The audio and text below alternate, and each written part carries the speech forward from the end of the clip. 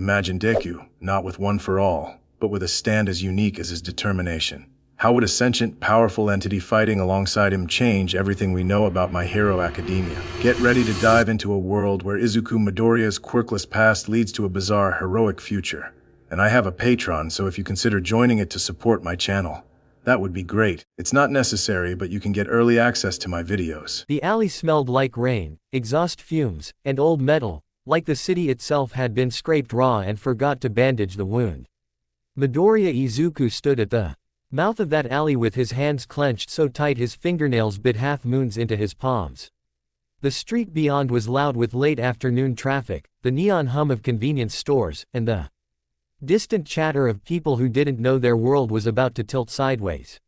He did. Because Bakugo Katsuki was screaming. It wasn't the usual, "Get out of my way, extras" kind of screaming either. This was raw, panicked, strangled, a sound you only made when your lungs realized the air wasn't yours anymore. Izuku's feet moved before his brain finished asking permission. "Bakugo!" he yelled, voice cracking. He sprinted toward the commotion. A crowd had formed, naturally.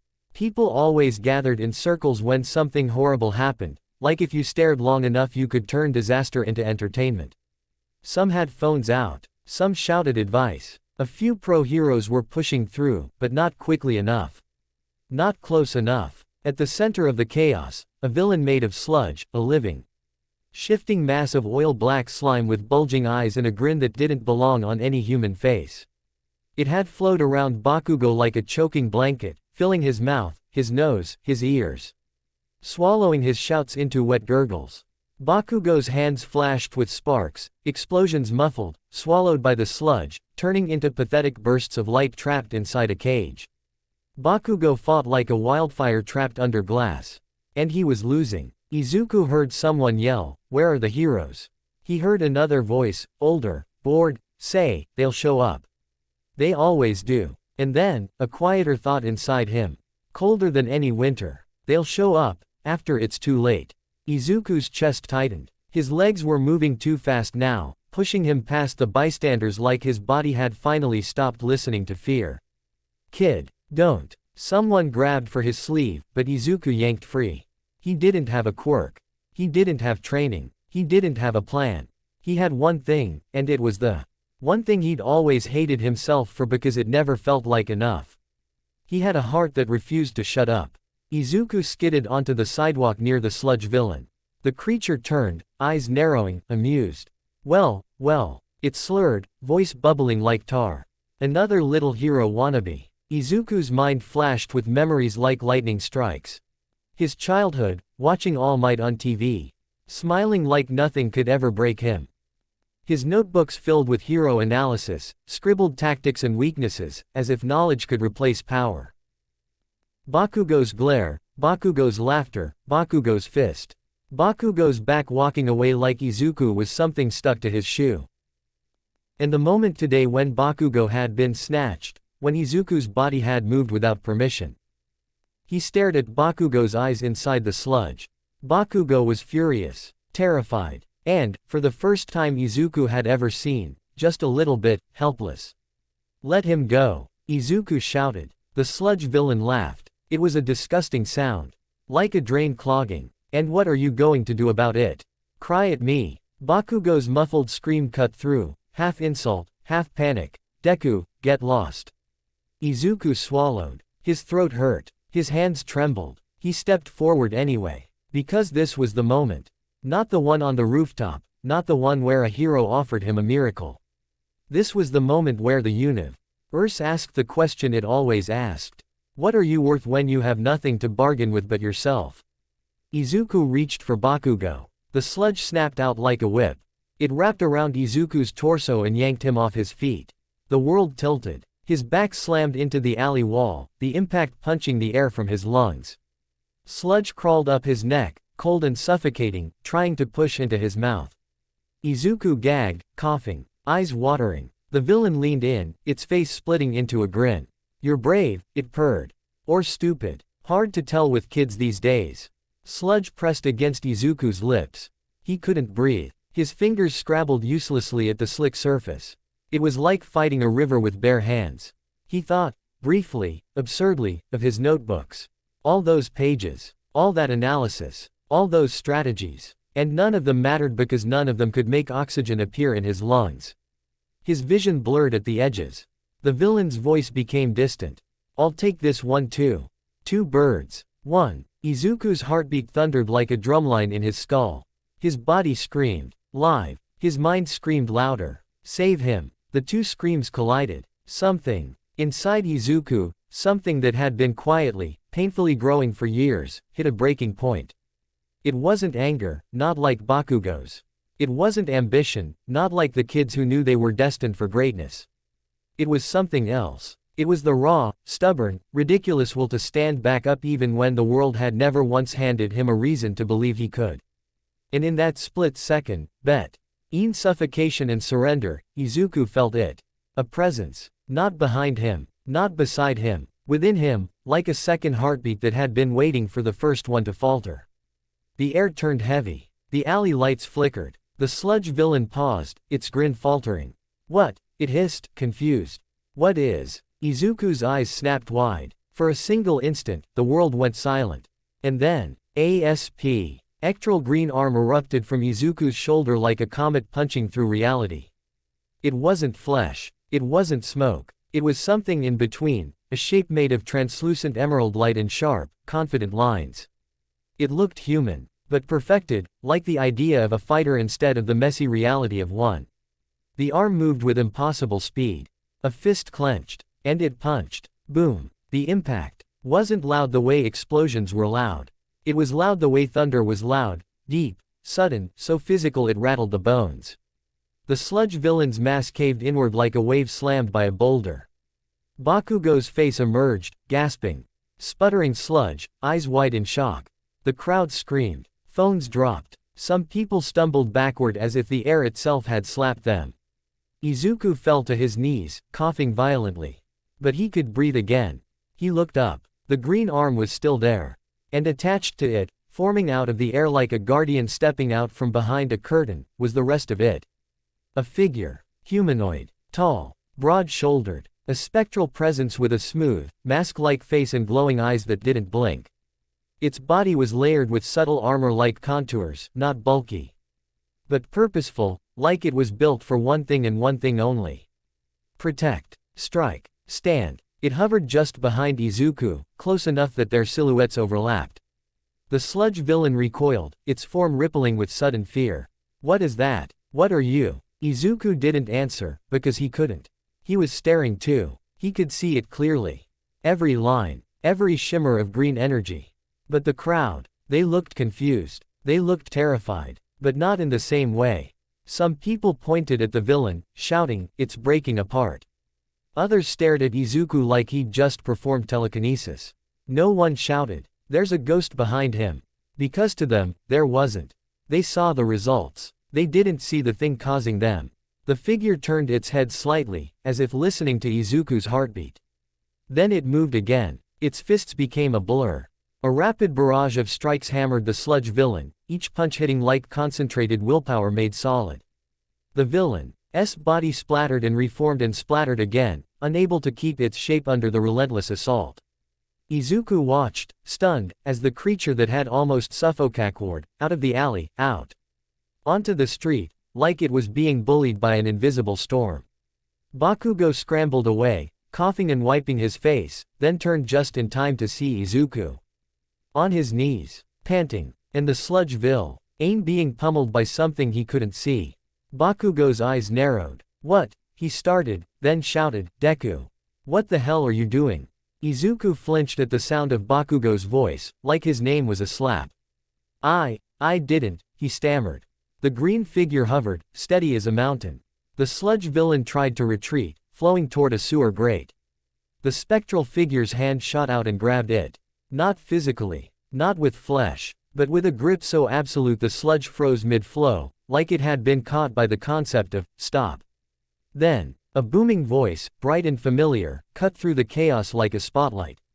"Fear not, citizens, for I am here." All Might landed with a force that cracked the pavement. The crowd erupted. Relief surged like a tide. All Might's smile flashed, shining. Perfect, until his eyes locked onto the scene. To everyone else, it looked like this. A sludge villain pinned in place mid-escape. A quirkless-looking boy on his knees, shaking. A second boy coughing sludge, glaring murderously. And the villain, being held as if by invisible hands. But to All Might, it felt different, because All Might didn't just see with his eyes. He had spent years reading the air in a fight, feeling shifts in pressure, in tension, danger. And right now, the air around Izuku. It vibrated, not like an explosion, not like a quirk activation. Like a presence had stepped into the world and didn't care whether the world believed in it. All Might's grin tightened at the edges. For a fraction of a second, the symbol of peace looked uncertain. Then he moved. One Texas smash. The punch detonated the sludge villain into a splatter that flew harmlessly into capture foam launched by nearby police. The villain shrieked, trapped, and then silenced. The alley breathed again. The crowd cheered like they'd just survived a storm. Izuku stared at the capture foam, then at All Might. The green figure behind him remained still, watching. All Might turned toward Izuku. And Izuku felt something like a spotlight hit him, not from the crowd, but from All Might's gaze. Not judgment, not anger, something sharper. Recognition. All Might stepped closer, towering, casting a shadow that swallowed Izuku's small frame. "Are you hurt, young man?" All Might asked, voice booming but careful, like he was speaking to something fragile. Izuku tried to stand and nearly fell. Bakugo lunged forward as if to grab him, then stopped himself like the movement disgusted him. TCH. Izuku's knees shook. I'm fine. All Might's eyes didn't leave Izuku's face. But Izuku noticed something. All Might's gaze flicked, just once, over Izuku's shoulder. Like he was checking something. Like he expected to see something. Izuku's heart stumbled. Could All Might see it? The green figure's head turned slightly. As if it noticed All Might too. A silent, impossible exchange. Then, as if deciding it had done enough, the spectral figure's form shimmered. It didn't vanish like smoke. It folded inward, like a curtain being pulled back into Izuku's skin. The alley suddenly felt lighter. Izuku swayed. All Might's smile returned, but it didn't quite reach his eyes. "An impressive act of bravery," All Might said loudly. For the crowd, rushing in to save another in danger. People murmured, impressed. Bakugo's face twisted, furious. Bravery. He's an idiot. All Might chuckled, but his attention stayed on Izuku. Perhaps. But even an idiot can have a hero's heart. Izuku's cheeks burned. Bakugo looked like he wanted to explode something, preferably Izuku. Police officers began ushering people away. Paramedics checked Bakugo, who resisted like a feral cat. All Might lingered just a few steps longer than necessary. His massive form turned slightly as if he was about to leave. Then he leaned down, close enough that his voice dropped to something only Izuku could hear. "Young man," All Might said quietly. Izuku froze. All Might's tone had changed. This wasn't the TV voice. This wasn't the crowd voice. This was something private, something almost wary. What was that? Izuku blinked. What was what? All Might's blue eyes narrowed, studying him like he was trying to solve a puzzle with missing pieces. "I did not feel a quirk factor activate," All Might murmured. "And yet, something struck that villain before I arrived." Izuku's mouth went dry. Because he knew how this sounded. Because he'd spent his whole life being told he had nothing. And now something impossible had happened. I don't know," Izuku whispered, and it was the truth. "I just moved." And then, All Might's gaze sharpened. Then, subtly, he looked past Izuku again. To the empty air where the green figure had been. The hairs on Izuku's arms rose. All Might could sense it. Maybe not see it clearly like Izuku did. But sense it like a tremor before an earthquake. All Might straightened. His smile returned for the crowd. "Rest up, young man." And he paused, like he was choosing his words carefully. "Do not do something so reckless again without thinking." Izuku nodded automatically. All Might turned away, waving to the crowd, playing the role. But his shoulders were tense. His steps were slower than before. Like his mind wasn't on the captured villain anymore. Like it was on Izuku. That night, Izuku sat on his bed at home, staring at his hands. His mom had cried when she saw the bruises. She'd hugged him so tight he could barely breathe, ironically similar to the sludge villain, but warm instead of cold. She'd scolded him and praised him and scolded him again, words tripping over each other. Izuku barely heard any of it. Because every time he blinked, he saw that green arm. That figure. That presence. He had always wanted a quirk. But this didn't feel like one. It didn't feel like something biological. It felt like something had answered him. Not the world. Not society. Not the rules. Something deeper. Something that didn't care about quirkless or quirked. Omething that cared only about one thing. His will. Izuku swallowed and whispered into the quiet room. Are you still there? Silence. Then, a faint shimmer of green light. A hand formed in the air beside his bed. Spectral fingers flexing once like a greeting. Izuku's breath caught. The hand didn't grab him. Didn't threaten him. It simply existed, steady, calm, present. Like a guardian that had been waiting years for Izuku to finally call for it without knowing he was calling. Izuku's eyes stung. He laughed softly, a shaky sound.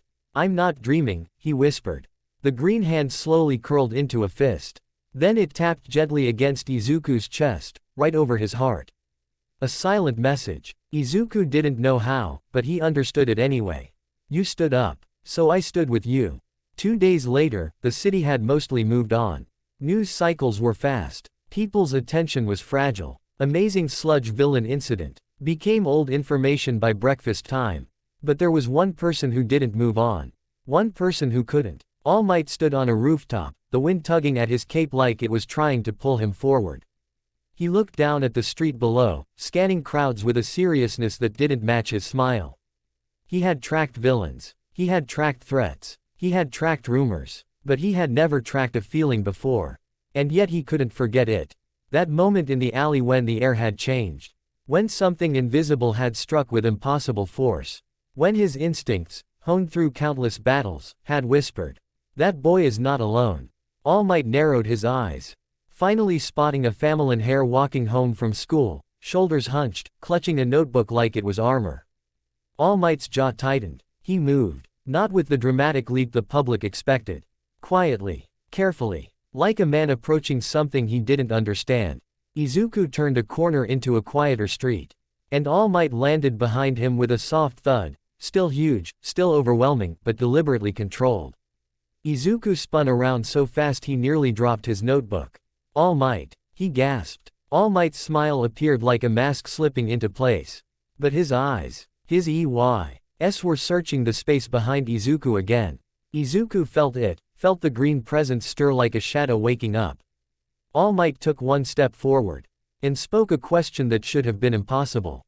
A question that made Izuku's blood run cold and his heart flare hot at the same time.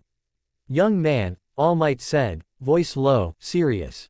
"What exactly is standing behind you?" And in the empty air over Izuku's shoulder, a faint green outline began to form. Slowly. Like something smiling without a mouth. To be continued. The first thing Izuku learned, really learned, after the alley incident was this. His life did not return to normal. It tried. The world always tried. School bells still rang. Bullies still snickered. News anchors moved on to the next flashy crime. Even Bakugo, for all his fury, eventually stopped bringing it up every 5 seconds, mostly because he didn't know what, exactly, he was accusing Izuku of. But Izuku couldn't forget the way the air had changed. He couldn't forget the emerald arm exploding into existence like his soul had thrown a punch. And he definitely couldn't forget the question All Might asked him, quietly, seriously, like it was a code phrase that opened a hidden door in the universe. What exactly is standing behind you? That question followed him into his dreams. And then, 3 days later, it followed him into an empty training lot behind a closed community center. Where All Might, the All Might, stood under a street lamp like a statue that had wandered off its pedestal. Izuku had almost fainted when he saw him again. Almost. He had used up his fainting quota for the month. All Might raised one big hand in greeting. Young Midoriya. Izuku bowed so fast his notebook nearly flew out of his arms. Why yes. Hello. Good evening. Thank you for saving everyone the other day. Quote. All Might's smile appeared instantly, bright and practiced. Then his eyes flicked, again, over Izuku's shoulder. Izuku felt it, that subtle stirring inside him. Like a sleeping guard dog lifting its head. All Might lowered his voice. I'd like to speak privately. Izuku nodded so hard it looked like his neck might detach. They walked into the lot. It was fenced, quiet, with old chalk markings on the ground where kids used to play games. The street lamp buzzed faintly overhead. All Might stopped and turned. Izuku stood straight, hands at his sides like he was being inspected. All Might took a breath, then asked, carefully, can you show it to me? Izuku's throat went dry. Show. All Might pointed, subtly, at the space behind Izuku.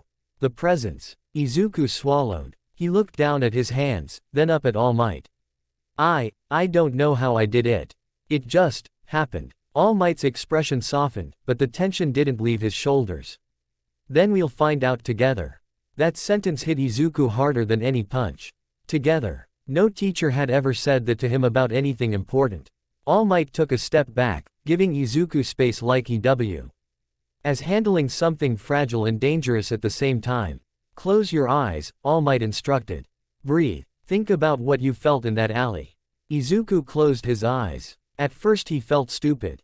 Then he felt embarrassed. Then he felt his heartbeat pick up anyway. He remembered the sludge pressing against his mouth. The panic. Bakugo's muffled scream. The way his body had begged for air, his mind had begged for something else.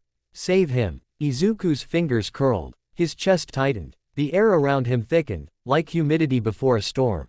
All Might's voice came quietly. That's it. Izuku felt it, an internal shift. A presence rising behind his spine like a second shadow. Then, a soft whim of energy. Izuku opened his eyes. The emerald hand was there, hovering near his right shoulder. Fingers flexing like it had just woken up. It wasn't fully formed, more like a partial manifestation. Just an arm, from elbow to fist, faintly glowing. All Might stared. For a long moment, the Gr.-eatest hero in Japan looked like a man who had just seen a ghost. Incredible, All Might murmured. Izuku blinked. You can see it. All Might hesitated. Not as you do. Izuku's stomach sank. All Might lifted a hand to his own chest. As if describing a sensation. But I can feel it. The pressure in the air. The intent. Like a second fighter sharing your space. Izuku's eyes widened. So, I'm not imagining it. All Might's smile returned, smaller this time, more human. No, you are not. The emerald fist hovered closer to All Might, like it was curious. All Might did not flinch. Instead, he slowly held out his own hand. May I? Izuku nodded, barely breathing. All Might's fingers passed through the emerald fist like it wasn't solid, yet the street lamp flickered as his hand crossed the aura. All Might's eyebrows rose. Phantom, he whispered, but not powerless. Izuku swallowed. I can make it hit things. All Might straightened. Then we should test it safely. He pointed toward a street. Ack of old tires and a thick wooden post near the fence, leftovers from some forgotten community workout area. Strike that, All Might said. Izuku's heart hammered. Oh okay. He didn't know what command to give. He didn't even know if it needed commands. So he did the simplest thing he could think of. He imagined punching. The emerald fist snapped forward. Thunk. The wooden post shuddered. The tires rattled. Izuku's eyes went wide. All Might's eyes went wider. That was far more force than your body can currently generate, All Might said slowly. Izuku stared at his own skinny arms like they'd betrayed him by being normal. So it's like telekinesis. All Might's mouth tightened. No. Izuku blinked. No. All Might pointed at Izuku's shoulder, where the emerald arm hovered. Telekinesis is typically an external manipulation. This is close range. Personal. Like a second body. Izuku's voice came out small. Like a ghost. All Might's gaze sharpened. A guardian. Izuku didn't know why, but that word made his chest ache. All Might walked to the wooden post and examined the dent. We must be careful. Power without understanding is. He stopped mid-sentence. Because the emerald arm wavered. Izuku suddenly felt dizzy. Like someone had yanked a battery out of him. His knees buckled. All Might caught him instantly, steadying him with one hand. Izuku panted. What? I didn't even. All Might's expression changed. Not fear. Not pity. Concern. It drains you, All Might said quietly. Izuku's breathing slowed as he nodded weakly. Yeah, It feels like running a sprint while holding my breath. The emerald arm faded, dissolving back into Izuku as if it didn't want to risk knocking him over. All Might's jaw tightened. That is a weakness, but also a balance. Izuku looked up, confused. Balance. All Might's smile returned, but it was sad around the edges. The world rarely gives gifts without a cost, young Midoriya. For a second, Izuku thought he saw something behind All Might's eyes, something heavy. Like a secret he carried every day. Then All Might clapped his hands together, snapping the moment away. Now, he said with forced cheer, we need a plan. Izuku blinked. A plan. Yes. Izuku's hands tightened around his notebook. Why yes. It's my dream. All Might stared at him for a long beat. Then he spoke carefully. I cannot teach you how to control this, Guardian. I have no experience with such a phenomenon. Izuku's heart sank. But, All Might continued, and his voice grew firm, I can teach you how to survive with it. Izuku looked up again, hope sparking. All Might's eyes narrowed with determination. Because whether society labels it a quirk or not, it is power. And power must be trained. Training. Not muscles, mind first. Izuku expect All Might to hand him a workout routine. Instead, All Might handed him a notebook. Not one of Izuku's hero analysis notebooks, but a fresh one. Blank. Clean. Like it was waiting for a new story. Right, All Might said. Izuku blinked. Right, what? All sensations, All Might replied immediately. Before manifestation. During. After. Drain. Emotions. Anything. We start by mapping your power. Zuku stared at the notebook like it was a sacred relic. All Might crossed his arms. Your strength is observation, young Midoriya. That is your talent. You have trained it your whole life. Izuku's throat tightened. Thank you. All Might coughed awkwardly, clearly uncomfortable with praise. Ahem. Also, we will train your focus.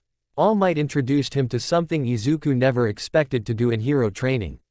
Meditation. Sit. All Might instructed, and then, as if he realized how strange that sounded, added quickly, not like a villain. Like a martial artist. Izuku sat anyway, legs crossed, in the empty lot. All Might explained it in simple terms. Breathing control to stabilize panic. Mental visualization to call the Guardian without desperation. Emotion regulation so the power didn't spike dangerously. Stamina pacing because using it too much would knock Izuku unconscious. It was weird. It was hard. And it worked, a little. The first week, Izuku managed only a faint green shimmer. The second week, an arm. The third week, a full upper torso, broad-shouldered, hovering behind him, like a silent fighter refusing to leave. Izuku tested it cautiously. It could punch with terrifying speed. It could block physical hits like an invisible wall, if Izuku reacted in time. It could move slightly faster than Izuku's own reflexes, like it had instincts. But the more he used it, the heavier his body felt. All Might insisted on basic physical training too, nothing extreme at first. Your body is the anchor, All Might said. If your anchor is weak, the Guardian will pull you under. So Izuku ran small laps. Did push-ups that made his arms cry. Squats. Jump rope. Not because he needed big muscles to punch. But because he needed a body that could survive the drain. And every night, Izuku wrote everything down. He wasn't just training. He was studying himself. Naming the ghost. One evening, after a particularly exhausting session, Izuku sat on the CU. with his head hanging and sweat dripping off his nose. All Might stood nearby, hands on hips, trying to pretend he wasn't worried. Izuku stared at the faint green outline hovering behind him. It hovered closer, like it was checking on him. Izuku laughed weakly. You're kind of clingy. The figure didn't respond, no mouth, no voice. But Izuku felt something like a warm pressure, almost like encouragement. All Might cleared his throat. Young Midoriya. Izuku looked up. All Might gestured awkwardly. In my experience, giving something a name can help you focus. Make it real. Make it yours to understand. Izuku blinked. A name. All Might nodded, then added, within reason. No villainous names. Izuku almost smiled. He looked at the green figure again. What was it? A quirk? A spirit? A manifestation? All Might didn't have answers. But Izuku knew what it felt like. It felt like the part of him that refused to quit. The part that stood up. The part that rushed in. A hero, even when no one believed in him. Izuku's eyes flicked to the All Might poster in his mind, bright smile, shining symbol. Then to the figure behind him. And he whispered, more to himself than anyone else. Hero. Green figure's glow strengthened slightly. Izuku's heart thumped. Of the day, Izuku finished softly. The words tasted right. Like a promise. He turned to All Might, cheeks red, embarrassed. I'll call it, Hero of the Day. All Might blinked. Then his smile widened, genuine this time. A fine name, All Might said, voice warm. Simple. Hopeful. Heroic. Izuku looked back at the figure, and for the first time. It felt less like a scary mystery. And more like a partner. UA. Entrance exam day. Exam day arrived like a thunderclap. Izuku stood outside UA's massive gates, staring up at He towering structures with trembling hands. His mother had hugged him so hard his ribs had protested. You can do it, she'd whispered. No matter what they say. No matter what anyone thinks. You can. Izuku carried those words like armor. Around him, other applicants gathered, confident, excited, showing off quirks subtly like peacocks showing feathers. Izuku tried not to shrink. Then, a familiar pink-cheeked girl stumbled near him. And Izuku's brain immediately went into analysis mode. Brown hair, soft posture, nervous smile, she's kind. He nearly tripped over his own feet trying to avoid bumping her. Sorry. She laughed lightly. It's okay. You're shaking too. Izuku flushed. I'm, just cold. It wasn't cold. It was fear. He glanced around for Bakugo, half expecting an explosion announcement. Sure enough, Bakugo was there, striding through the crowd like he owned the place. His eyes locked onto Izuku. Bakugo's face twisted. Not surprise. Not confusion. Pure, burning rage. You, Bakugo hissed as he passed. Izuku flinched. Kachan. Bakugo leaned closer, voice like a lit fuse. If you think you're getting in ahead of me with whatever fake trick you pulled. I didn't. Bakugo's glare sharpened. Shut up. Just shut up. He walked away. Izuku exhaled shakily. Behind him, Hero of the Day stirred faintly, like it didn't like the way Bakugo's words hit. Izuku forced himself to breathe. Focus. All Might's training echoed in his head. Written exam, the calm before the storm. The written exam was normal. Which, for Izuku, was almost comforting. He filled in answers quickly. Pencil moving like it had a mind of its own. This was the part of the test where he didn't feel behind everyone else. Knowledge was his home turf. He finished with time to spare. Then the instructors guided them toward the practical exam area. And Izuku's stomach dropped. Giant mock city blocks stretched across the training field like a battlefield. Robots. Huge, clanking, metallic enemies, labeled with point values. Applicants buzzed with excitement. Izuku's hands shook again. Because here was the truth. Written tests didn't care if you were quirkless. Practical tests did. Izuku inhaled slowly. He felt Hero of the Day settle behind him like a cloak of green pressure. Invisible to most. But to Izuku, it was clear as daylight. A readiness. A promise. Present Mike shouted instructions like a hype man announcing a concert. You need points. Disable those robots. Go plus ultra. Izuku swallowed. Okay. Just like training. The buzzer sounded. And the world exploded into motion. The ghost punch in action. Applicants sprinted forward, quirks flaring in every direction.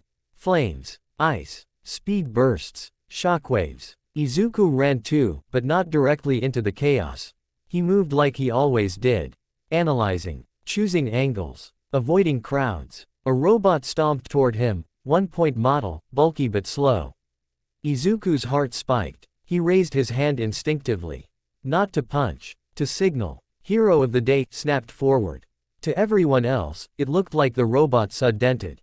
Screws flew. The robot toppled like it had been hit by a truck. Izuku stared, breath catching. It worked. It worked without breaking his bones. Without shattering his arms. Without his body even touching it. Relief hit him so hard he nearly cried. Then a second robot lunged. Izuku moved. Hero of the Day punched again, fast, clean, surgical. Thunk, thunk, thunk. Robots crumpled under invisible strikes. A girl nearby yelled, "Is that telekinesis?" Another applicant shouted, "No, it's like air punches." Izuku kept running, dodging, striking. Always careful not to overuse it. But every time Hero of the Day manifested strongly, Izuku felt the drain. It was like sprinting with a weight vest on his lungs. Still, he kept moving. Because this time, he wasn't fighting alone. A 2-point robot charged. Izuku sidestepped, commanded Hero of the Day to strike the knee joint. The robot collapsed. Izuku tagged it and moved on. His points climbed. Quietly. Steadily. Not flashy. But effective. Then a larger robot, 3-point, appeared. It swung a heavy arm at Izuku. Izuku's eyes widened. And Hero of the Day moved before he did, catching the blow. To everyone else, it looked like Izuku stopped the robot's arm with sheer force. But Izuku could see it, the emerald hands gripping the metal wrist, holding it back like a wrestler stopping a giant. Izuku's knees shook from the strain. He grit his teeth. Now, Hero of the Day hammered the robot's head with rapid punches. Metal shattered. The robot went down. Izuku stumbled back, panting, dizzy. He had to slow down. He forced his breathing into the rhythm All Might taught him. In, hold, out. The dizziness eased slightly. He kept going. Rescue points, the moment that matters. Chaos shifted. A shadow fell over the field. A deep mechanical groan echoed like a monster waking up. Applicants froze. Then they saw it. The 0-pointer. A towering robot, massive, pointless, literally. No points for taking it down. A walking disaster designed to test something else. Fear rippled through the crowd. Applicants began to flee. Izuku's body screamed at him to run too. Then he heard a cry. The brown-haired girl from earlier, Uraraka, had tripped near fallen rubble. A chunk of concrete pinned her leg. She tried to pull free and couldn't. The 0-pointer's shadow crawled closer. Izuku's brain calculated instantly. Distance, too far. Time, not enough. Body, too weak. Then another calculation landed on top of all that logic like a meteor. If you run, she dies. Izuku's legs moved. Of course they did. He sprinted toward her, heart in his throat. People shouted, "Don't. It's not worth it." Izuku didn't answer. He reached Uraraka. "Are you okay?" She looked up, eyes wide and terrified. I can't move." Izuku's hands trembled. The concrete slab was too heavy. But Hero of the Day could do it.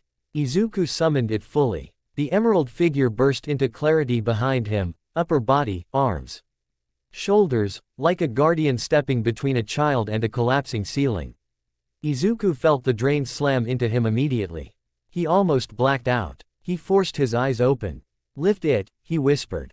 Hero of the Day placed its hands on the concrete slab. To everyone else, it looked like the slab began to rise, as if invisible hands were prying it free. Uraraka gasped. What? Izuku strained. "Move. Please, move." The slab rose just enough. Uraraka yanked her leg free and scrambled backward. Izuku nearly collapsed. The 0-pointer loomed, one massive foot lifting. Izuku turned. His body was done. His lungs burned. His vision swam. But Hero of the Day was still there, hovering close, fists clenched. Izuku stared up at the giant robot. He couldn't defeat it. Not with stamina left. Not with power like this. But he could do one thing. He could make it miss. He could buy time. He grit his teeth. Hit the ankle. The emerald figure struck. A barrage of phantom punches hammered the joint. Metal cracked, not fully breaking, but enough. The 0-pointer's foot hit the ground wrong. It stumbled. Just for a second. But that second mattered. Because proctors were watching. And because a hero's test wasn't just about points. It was about instinct, courage, refusal. Izuku felt his body tip forward. He was falling. Then, a burst of weightlessness. Uraraka's quirk activated instinctively, making Izuku float just enough to stop him from smashing face first into the ground. She looked at him, breathless. I did that." Izuku blinked slowly, dazed. Thanks." The emerald figure faded. Izuku's eyes rolled back, and the world went dark. Aftermath. Confusion in the control room. When Izuku woke up, he was in a recovery area with bright lights and the smell of disinfectant. His whole body felt like it had run a marathon through syrup. Uraraka sat nearby, leg bandaged, staring at him like he was a cryptid. You're awake, she said, relief flooding her face. Izuku sat up too fast and immediately regretted it. Don't move too much, she scolded, then softened. Thank you. Seriously. You saved me. Izuku's cheeks heated. He didn't know how to explain it. Because how do you explain a power that's not a quirk? How do you explain a guardian spirit that punches robots? Across the room, some applicants whispered. He didn't touch them. I swear the robot just exploded. Quote, is it a poltergeist quirk? Telekinesis. Izuku pulled his blanket up like it could hide him. Uraraka leaned closer, voice lowered. What is your quirk? Izuku froze. Then he remembered All Might's warning. Be careful. So Izuku answered honestly, without revealing the impossible parts. I don't know what to call it yet, Izuku said quietly. But I'm still figuring it out. Uraraka blinked, then smiled, surprisingly gentle. That's kind of cool. Izuku stared. It is. She nodded. It feels mysterious. Izuku's heart did a weird little flip. He looked away fast. Oh, thanks. The judge's notes. In the control room above, teachers watched footage. Aizawa's eyes were half-lidded as always, unimpressed by most things, until the replay showed robots collapsing without contact. He leaned forward slightly. Present Mike laughed. Yo, did that kid just air punch a three-pointer? Smintos frowned. No visible activation, strange. Midnight smiled thoughtfully. Very theatrical. Very ghost story. Aizawa's gaze sharpened. He used no obvious biological mechanism. Recovery girl adjusted her glasses. He also didn't break his bones. Yet he collapsed from exhaustion. Nezu, small, smiling, and terrifyingly intelligent, tilted his head. A power that drains stamina heavily, but provides tremendous external force. Aizawa's eyes narrowed further. Or an ability that isn't a quirk. Mike blinked. Aizawa didn't answer, but his gaze stayed on the screen where Izuku ran toward Uraraka without hesitation. Then the camera angle caught Someth. Odd, just a faint shimmer near Izuku's shoulder when the light hit right. Aizawa's eyes thinned. Nezu's smile widened. Oh my, Nezu murmured. This year is going to be fun. The letter. Days later, Izuku sat at home pretending to be calm. He failed. He paced so much his mother threatened to tape him to a chair. Then the letter arrived. UA's emblem shined on the envelope like a seal of destiny. Izuku's fingers shook as he tore it open. A hologram flickered into life. All Might appeared, cheerful, bright, All Might, in full hero form. Young Midoriya. All Might boomed from the letter. Izuku nearly dropped it. All Might. All Might smiled wide. You have been accepted into UA. High school. Izuku's mind went blank. He didn't hear his mother scream. Didn't hear himself make a sound that was half laugh, half sob. All Might continued, your total points. The screen flashed numbers. Izu are good. But what made his breath catch was the other category. Rescue points. Because UA had been watching the part of him that mattered most. The part that ran in. The part that stood up. The part that made something ancient in his soul answer back. Izuku clutched the letter to his chest like it was proof he wasn't dreaming. Behind him, unseen by his mother, a faint emerald hand appeared and tapped his shoulder gently, like a silent congratulations. Izuku whispered, voice shaking. We did it. And for a moment, he swore he felt a quiet warmth in his chest, like hero of the day was smiling without needing a face. UA. I looked even bigger from the inside. Izuku had seen it on TV 1,000 times, graduation ceremonies. Sports festival highlights, heroic rescue drills that made the school feel less like a campus and more like a fortress that trained legends. But standing on the actual grounds, feeling the clean, sharp air like the place itself was awake. It was different. It didn't feel like a dream anymore. It felt like a test that could swallow him whole. Izuku walked out the main building corridor with Class 1A's assignment paper clenched in his hand, trying to look like he belonged. The hallways were bright, polished, and filled with students wearing the same uniform, black jackets, green trim, red ties. Everyone moved with purpose. Everyone except Izuku, whose brain was screaming. Don't trip. Don't trip. Don't trip. His shoes squeaked on the floor. He panicked, thinking he'd already done something wrong, then realized, no, that was just the sound of normal shoes. Normal. That word didn't fit him anymore. Because behind his shoulder, faint as a breath, he felt hero of the day settling into place like a shadow that refused to leave. Not visible, not obvious, but there. And that was the problem, wasn't it? Izuku's power wasn't like fire or ice or explosions. It was private. A second presence that didn't care what society called it. A stand. He didn't even like thinking the word yet, because it made it real in a scary way. He reached the classroom door. Class 1A. Izuku paused, breathed in, breathed out, and opened the door. The first impression. Noise hit him like a wave. Students were already gathered, talking in clusters. Some were loud and confident, others quiet and observant. The room itself was big and sunlit, with rows of desks and a large window stretching across one wall, showing the training fields in the distance. Izuku stepped in and immediately felt like a tiny fish thrown into a tank full of sharks and lions and, somehow, an actual bird. His eyes flitted across faces automatically, analysis mode switching on like a survival reflex. Iida Tenya, standing stiff and formal, glasses shining, posture like a rulebook with legs. Uraraka Ochako, the girl he saved, smiling shyly as she talked to someone with earbuds. Kirishima Eijiro, bright red hair. Friendly grin, already laughing at something. Todoroki Shoto, quiet, distant, half his hair white, half red, like a walking weather warning. Tokiyami Fumikage, a bird-headed student. Izuku's brain refused to treat that as normal and then immediately filed it as mutant type. Bakugo Katsuki, already sitting like he owned the place, glaring at anyone who breathed too close. Bakugo's eyes locked onto Izuku instantly. That glare wasn't just angry. It was possessive. Like Bakugo couldn't decide if Izuku was a rival or a stain that didn't wash out. Uku flinched and almost looked away, then forced himself not to. I'm here. I got in too. That was a victory, even if it didn't feel like one yet. Uraraka noticed him first. Her face brightened. Hey, it's you. Izuku froze like a deer. Hi. She walked over, careful not to limp too much.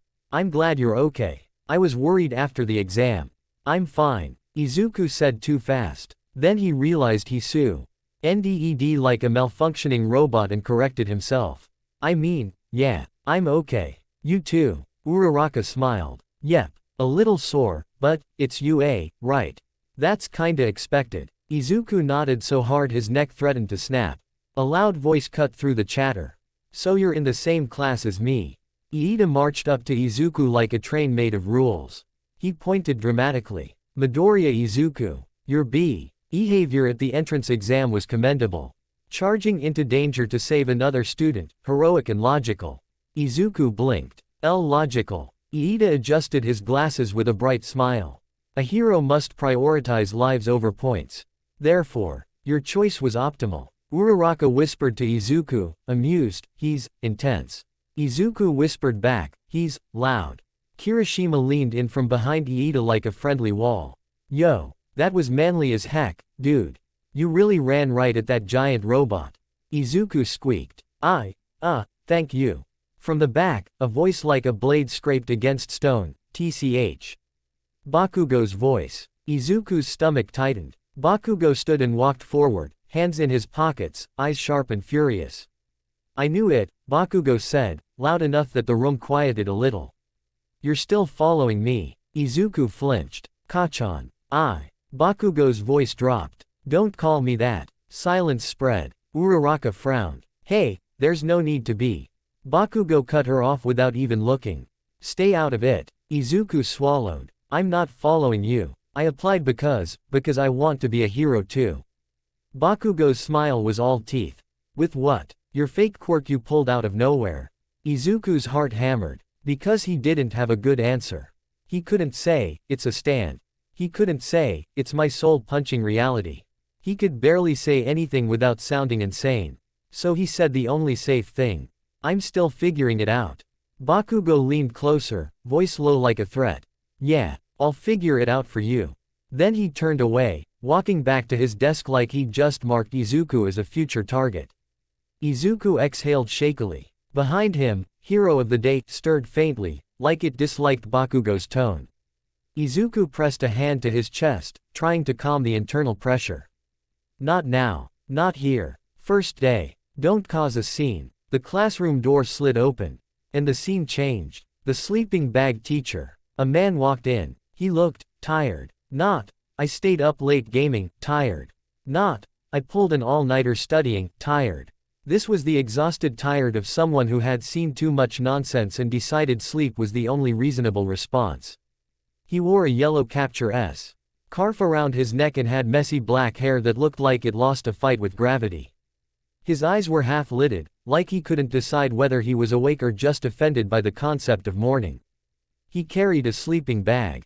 And then, like it was the most normal thing in the world, he dropped it on the floor and stepped into it, standing upright with it hanging around his body like a cocoon. Izuku stared. Kirishima whispered, "That's our teacher." Iida snapped to attention, posture perfect. "Good morning, sir." The man looked at Iida like he'd just been shouted at by a bird. "Too loud," the man muttered. Then he looked across the room, eyes dragging over each student like he was counting burdens. "Homeroom teacher. Aizawa Shota," he said. "Hero name, Eraserhead." The room stiffened. Even Bakugo looked mildly interested. Izuku's mind instantly pulled up information. Eraserhead. Pro hero. Quirk. Erasure can nullify quirks by looking at the target. Izuku's stomach dropped. Because that meant, if Aizawa looked at him, would hero of the date vanish? Would his entire secret collapse on day one? Aizawa yawned. First day and you're all excited. That's a waste of energy. He reached into the sleeping bag and pulled out a gym uniform bag, tossing it onto the front desk. "Change," Aizawa said. "We're henshin test." The class buzzed instantly. Apprehension test was famous, physical fitness tests. But tailored to quirks. Izuku's throat went dry. Aizawa's eyes slid to the class like knives. "Let me be clear," he said, voice flat. "I'm not All Might. I don't do motivational speeches." Aizawa's gaze sharpened just a bit. "And I can expel you." The room went dead quiet. Even Kirishima stopped smiling. Aizawa continued like he was discussing the weather. "UA isn't a daycare. Heroes die when they're weak. If you can't cut it, you don't belong here." Iida raised a hand, offended. "Sir, expulsion on the first day is." Aizawa's eyes narrowed. "Reality doesn't care about your feelings." Izuku swallowed hard. Behind his shoulder, hero of the day was still quiet. But Izuku felt the tension in it, like it was ready to react to danger. Aizawa turned toward the door. Outside. Now. The test begins. The training field behind the building was wide open, marked with lanes and test stations. Students lined up in their gym uniforms, some stretching confidently, others nervously shifting. Izuku changed quickly. Hands shaking. His mind kept circling one thought. Erasure. If Aizawa erased his power, what would happen? Would hero of the date disappear? Would Izuku collapse? Or, would nothing happen? Because hero of the date didn't feel like a quirk. It didn't feel biological. It felt like something deeper. But he didn't know. Aizawa stood with a clipboard, scarf fluttering slightly in the breeze. 8 tests, Aizawa said. We measure your baseline and your quirk usage. Last place gets expelled. The class erupted instantly. What? Someone shouted. Kaminari looked like he was about to pass out. On day 1, Aizawa didn't blink. Yes. Izuku felt his soul leave his body for a second. Uraraka whispered, horrified, he can't be serious. Bakugo grinned like this was Christmas. Izuku's knees shook. Aizawa's eyes landed on Izuku briefly. Izuku felt the weight of that gaze. Then Aizawa looked away. First test, Aizawa said, pointing at the 50-meter dash lanes. Run. 50-meter dash, the first hidden move. Iida ran first. Engines roared out of his legs. He shot forward like a missile, leaving dust behind. Everyone reacted with awe. Izuku watched, impressed, and a little terrified. Then it was his turn. Izuku stood at the starting line, heart pounding. He knew his body wasn't fast. Not yet. He'd trained with all might, yes, but mental fortitude didn't magically turn you into a sprinter. He took a breath. Don't overdo it. Small assist. He felt hero of the day form faintly behind him, just enough presence to help. The buzzer sounded. Izuku ran. For the first few steps. It was just him, legs pumping, lungs burning. Then, subtly, he imagined a push. Hero of the day placed a spectral palm against the air behind Izuku's back and shoved. Not like throwing him, just a gentle boost. Izuku stumbled forward, regained balance, and suddenly he was moving faster than he should. He crossed the finish line, panting, surprised. Not amazing, not top tier, but not pathetic either. Students murmured, "That guy's speed is weird. No quirk activation visible." Aizawa scribbled something on his clipboard, expression unreadable. Izuku's eyes flicked to Aizawa's face. Aizawa wasn't looking directly at him. Not yet. Izuku felt a thin thread of hope. Maybe he could get through this without being erased. Grip strength, long jump, side steps, the drain builds. The tests continued. Grip strength. Izuku didn't use hero of the day. Too obvious. He performed average. Standing long jump. Izuku used the faintest possible assist, an unseen lift under his wa. East at the apex, adding just a little distance. Nothing dramatic. Side steps. He relied on his own legs. Each time he did use hero of the day even lightly, he felt that stamina tug, like someone siphoning fuel from his body. It wasn't painful. It was worse. It was the sensation of your battery dropping from 60% to 20% in 1 minute. Izuku kept his breathing controlled. All Might's training echoed. You don't win by burning everything at once. You win by lasting. Still, the fear remained. Ball throw is coming. Ball throw was where people showed off. Where emitter types launched the ball into orbit, where mutant types crushed records. Where quirks were undeniable. And where Aizawa would definitely test erasure. Izuku's mouth went dry. Aizawa's voice called out, "Next, softball throw." Aizawa held up a ball and pointed at a circular throwing zone. "You throw," Aizawa said. "You may use your quirk. You may use any ability you have." He looked around the group. "This is UA. If you're holding back, you're wasting everyone's time." Quote. His eyes landed on Izuku. And stayed there. Izuku's heart slammed against his ribs. Aizawa's gaze felt like a lock clicking into place. Like he'd finally decided. "Now I'm looking at you." Softball throw, the moment of erasure. Bakugo went first. Of course he did. He walked into the throwing circle like a king entering a throne room. His palm crackled with explosions. He smirked. "Watch this." He threw the ball, then detonated an explosion behind it mid-flight. The ball screamed through the air like a bullet and vanished into the distance. The measure men. T device beeped a number that made half the class gasp. Bakugo grinned wider, satisfied. Aizawa wrote it down, unimpressed. Then it was Izuku's turn. Izuku stepped into the circle. The ball felt light in his hand. His body felt heavy. Aizawa stood in front of him, scarf fluttering, eyes half-lidded. But Izuku noticed something. Aizawa's hair lifted slightly. Just a little. Like static was building. Izuku's stomach dropped. He's activating erasure. Aizawa's eyes sharpened. And Izuku felt it, the pressure of being targeted. Not physically, but conceptually. Like someone was trying to press a mute button on his existence. Izuku took a breath. He whispered internally. Hero of the day. The stand formed behind him, upper body, shoulders, arms, clear in Izuku's vision, glowing emerald. Aizawa's eyes went red. His hair floated fully now. Erasure was active. Izuku's mind braced for the stand to vanish. For the green light to blink out. For his secret to be exposed as something erase-able. But nothing vanished. Hero of the day remained. Steady. Unbothered. Almost annoyed. Izuku's breath caught. Aizawa's eyes narrowed slightly. He could see the effect. He could feel the air pressure shift, yet his erasure wasn't removing it. Izuku stood frozen for a split second too long. Aizawa's voice cut in, flat but sharper than before. Throw. Izuku moved. He wound his arm back. And hero of the day mirrored him. Its emerald hand wrapping around the ball with perfect alignment, like a second set of fingers guiding the motion. Izuku released. Hero of the day punched the ball at the exact moment it left Izuku's hand. To everyone watching, it looked like Izuku threw normally. And then the ball exploded forward like it had been launched by a cannon. The air cracked. Students flinched at the sound. The ball became a white dot. Shrinking, shrinking, shrinking. Then it vanished beyond the horizon. The measuring device screamed. A number flashed. 705 meters. The field went silent. Someone whispered, "That's not possible." Kaminari's mouth hung open. "Bro, what?" Uraraka blinked so hard she looked dizzy. Iida's glasses glinted with shock. Midoriya, your quirk output.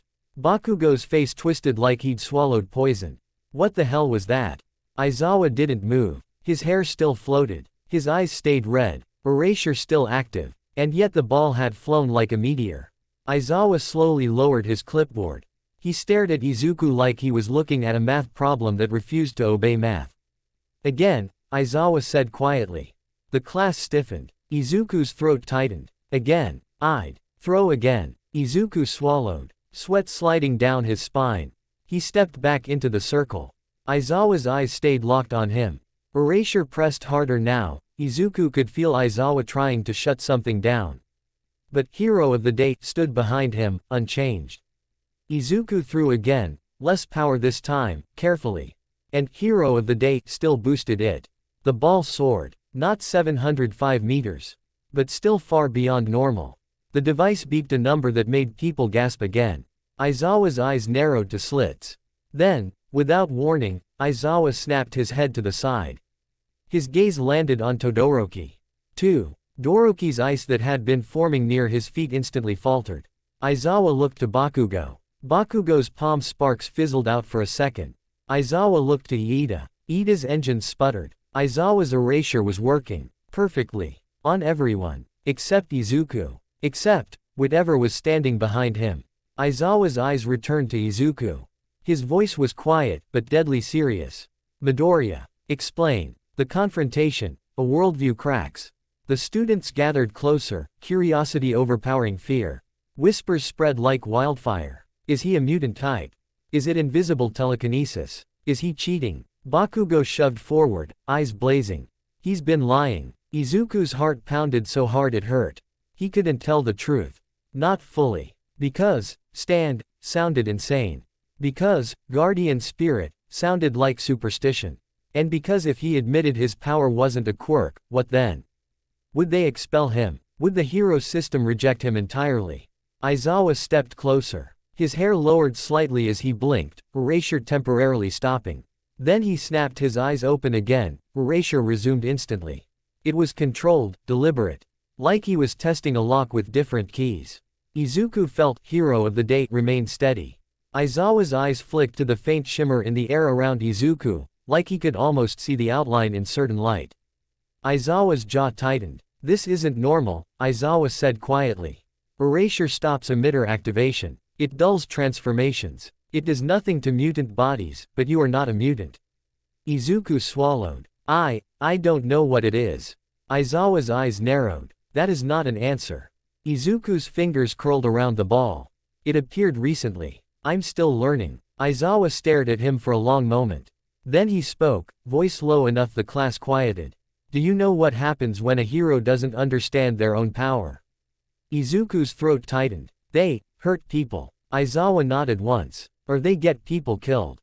The words hit like a cold slap. Uraraka looked worried now, not curious. Iida looked tense, like his sense of order was breaking. Bakugo looked furious, like he wanted to rip the secret out of Izuku with his hands. Aizawa's scarf shifted slightly, wind catching it. Your power behaves like an external entity, Aizawa said. Like Tokiyami's. Like certain quirk constructs. Tokiyami's bird head tilted slightly, quiet and unreadable.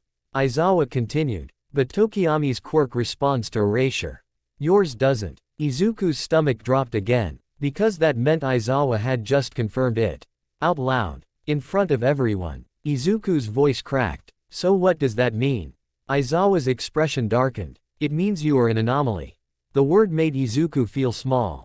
Anomaly. Not student. Not hero. A glitch. Aizawa's gaze didn't soften. But his next words weren't cruel. They were honest. UA trains heroes. If your ability exists outside the quirk system, we need to know the risks. Izuku swallowed. I won't hurt anyone. Bakugo snapped. You already hurt my pride, you nerd. Aizawa didn't even glance at Bakugo. Be quiet. Bakugo froze, offended. Aizawa's eyes returned to Izuku. When you threw 705 meters, what did you feel? Izuku hesitated, then answered truthfully. Like I ran out of stamina, Izuku said quietly. Like using it drains me. Aizawa's eyes narrowed. and if you push it too far. Izuku's voice became a whisper. I pass out. Aizawa stared for a long moment. Then he did something that shocked the class. He turned his back on Izuku and walked away a few steps. Students murmured in confusion. Aizawa checked his clipboard. Then he spoke like he was reading a verdict. I'm not expelling anyone today. The class exploded. What? Kaminari yelled. Bakugo snarled. Why not? Aizawa's eyes slid back to the class, cold and sharp. Because this was a test. He paused. A test of potential. And a test of attitude. His gaze landed on Izuku again. Midoriya's power is dangerous because it is unknown. But his instinct, his first instinct, is rescue. Izuku's eyes widened. Aizawa continued, that matters. Uraraka looked relieved. Iida looked like he'd just seen a lawbook rewrite itself. Bakugo looked like he wanted to scream. Aizawa stepped closer to Izuku one last time. His voice dropped, only for Izuku. I will be watching you, Aizawa said quietly. Closely. Izuku nodded, heart pounding. Yes, sir. Aizawa's eyes narrowed. If you lie to me, if you hide something that puts others at risk, I will expel you. Izuku's throat tightened. I understand. Aizawa's gaze lingered on the empty air behind Izuku's shoulder. Then Aizawa blinked, erasure releasing.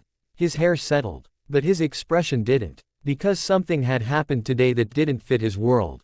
And Aizawa show. Ta did not like things he couldn't control. The ripple after class. When the test ended, the class moved back toward the building in noisy clusters, buzzing with conversation. Izuku walked a little behind everyone, head down. Feeling like a spotlight was still on him. Uraraka slowed to match his pace. Hey, she said gently. Are you okay? Izuku forced a smile. Yeah, I'm fine. Uraraka hesitated. Your power, it's really strong.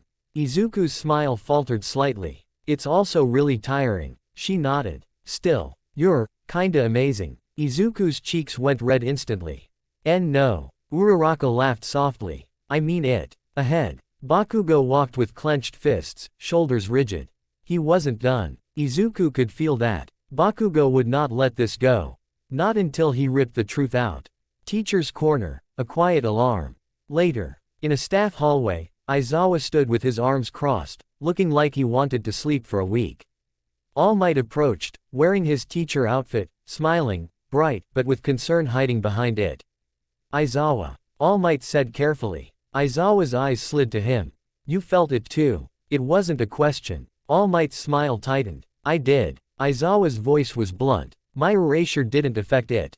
All Might's eyes widened slightly. Not at all. Aizawa shook his head. Not even a flicker. All Might's voice lowered. Then it's not a quirk in the standard sense. Aizawa's eyes narrowed. Or it's a quirk that behaves like something else entirely. All Might's gaze turned distant for a moment, remembering the alley, the pressure, the invisible strike. I've seen quirks, All Might murmured. Thousands. This felt like a will made manifest. Aizawa's scarf shifted as he exhaled. Whatever it is, he's a liability if he doesn't understand it. All Might's smile softened, almost sad. He's also a child who ran into danger without thinking of himself. Aizawa's eyes didn't soften, but his voice lost a fraction of its edge. That's the only reason I didn't expel him. All Might nodded slowly. Then we keep him close. Aizawa's eyes narrowed. We watch him. All Might's smile returned, but it was heavy. We protect him. Aizawa didn't answer. But he didn't disagree. Nightfall. The stand and the secret. That night, Izuku lay on his bed at home, staring at the ached. His mind ached more. Aizawa's words echoed. I will be watching you. Closely. Izuku whispered into the darkness, barely audible. Did you hear that? A faint shimmer of emerald appeared near the bedside. A hand formed, spectral fingers flexing once, like a quiet, yes. Izuku swallowed. You weren't erased, Izuku whispered. The emerald hand tapped his chest gently. Like it was saying, of course not. I'm not a quirk. Izuku stared, heart racing. Because that truth was both comforting and terrifying. Comforting because it meant he wasn't helpless if someone tried to erase him. Terrifying because it meant he was carrying something outside the rules. Something even UA didn't understand. Izuku closed his eyes. Tomorrow would bring new tests. New battles. New suspicion. And Bakugo's rage was building like a bomb.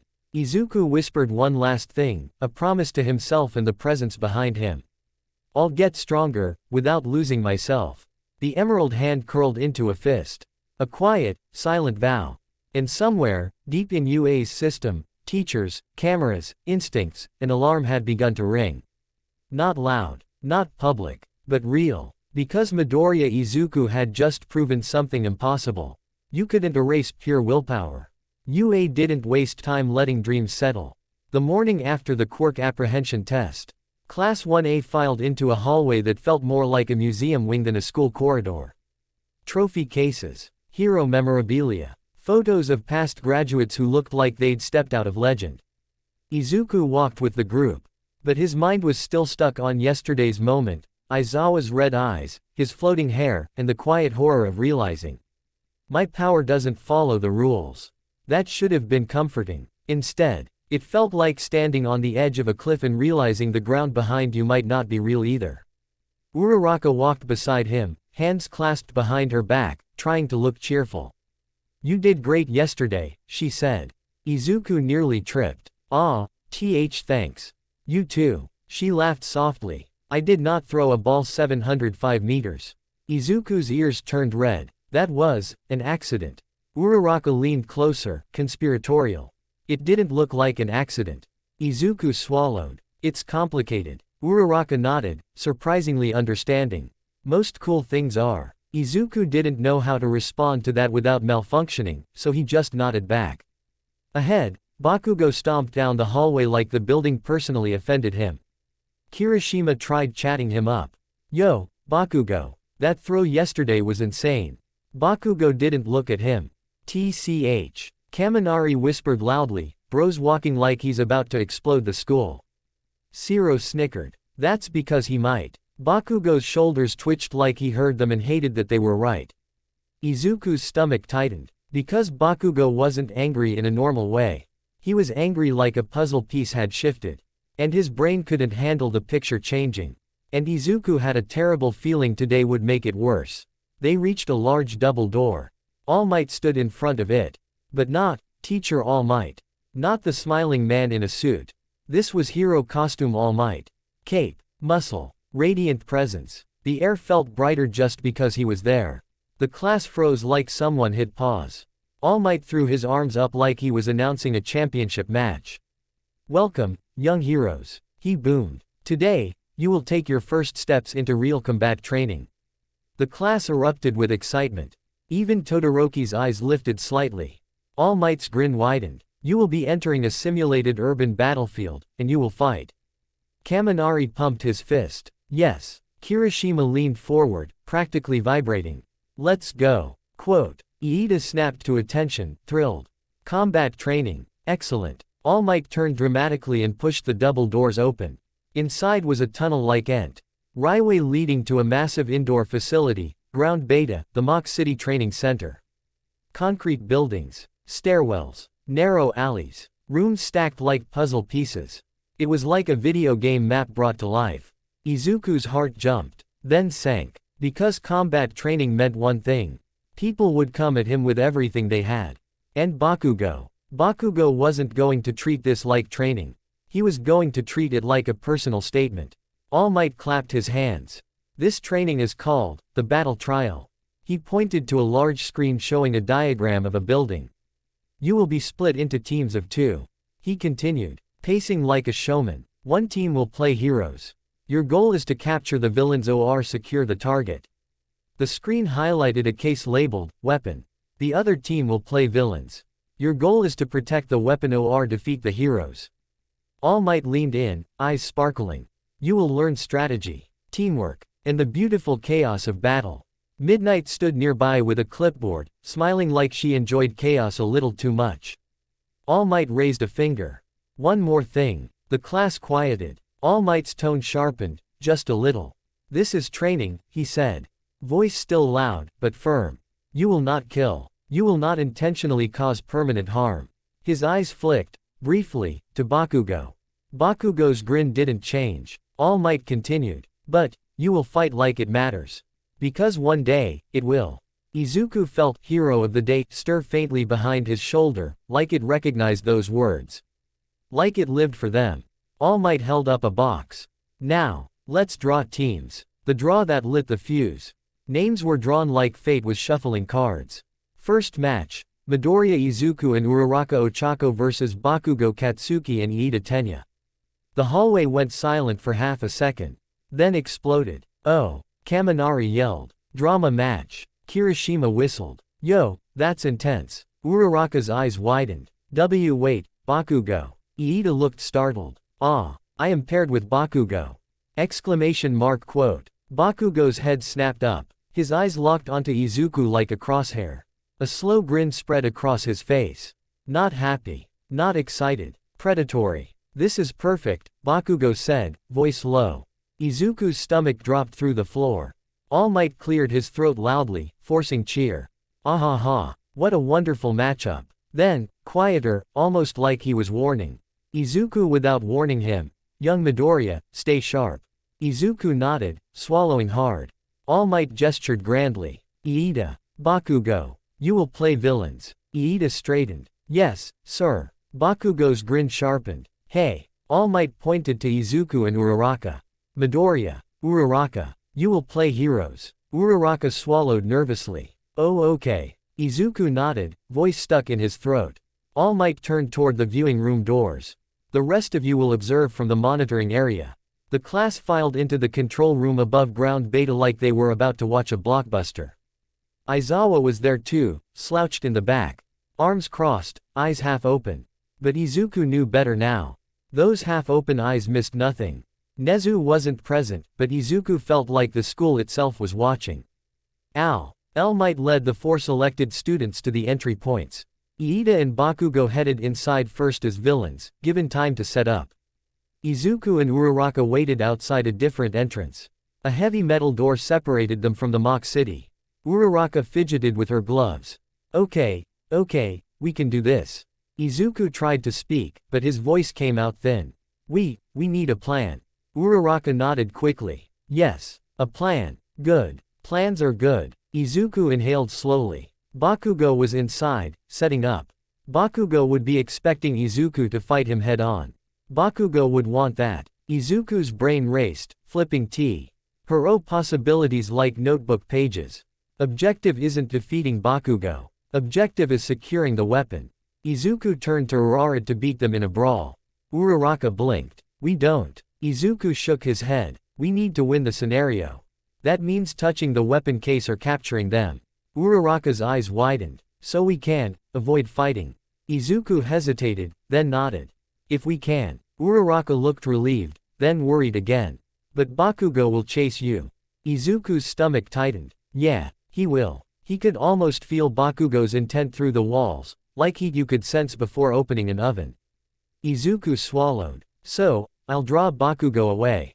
Uraraka stiffened. What? No, that's dangerous. Izuku forced himself to meet her eyes. It is. But you can float. You can move fast. And you're good at thinking under pressure. Uraraka looked startled by the compliment. I am. Izuku nodded quickly. You are. You reacted fast during the exam.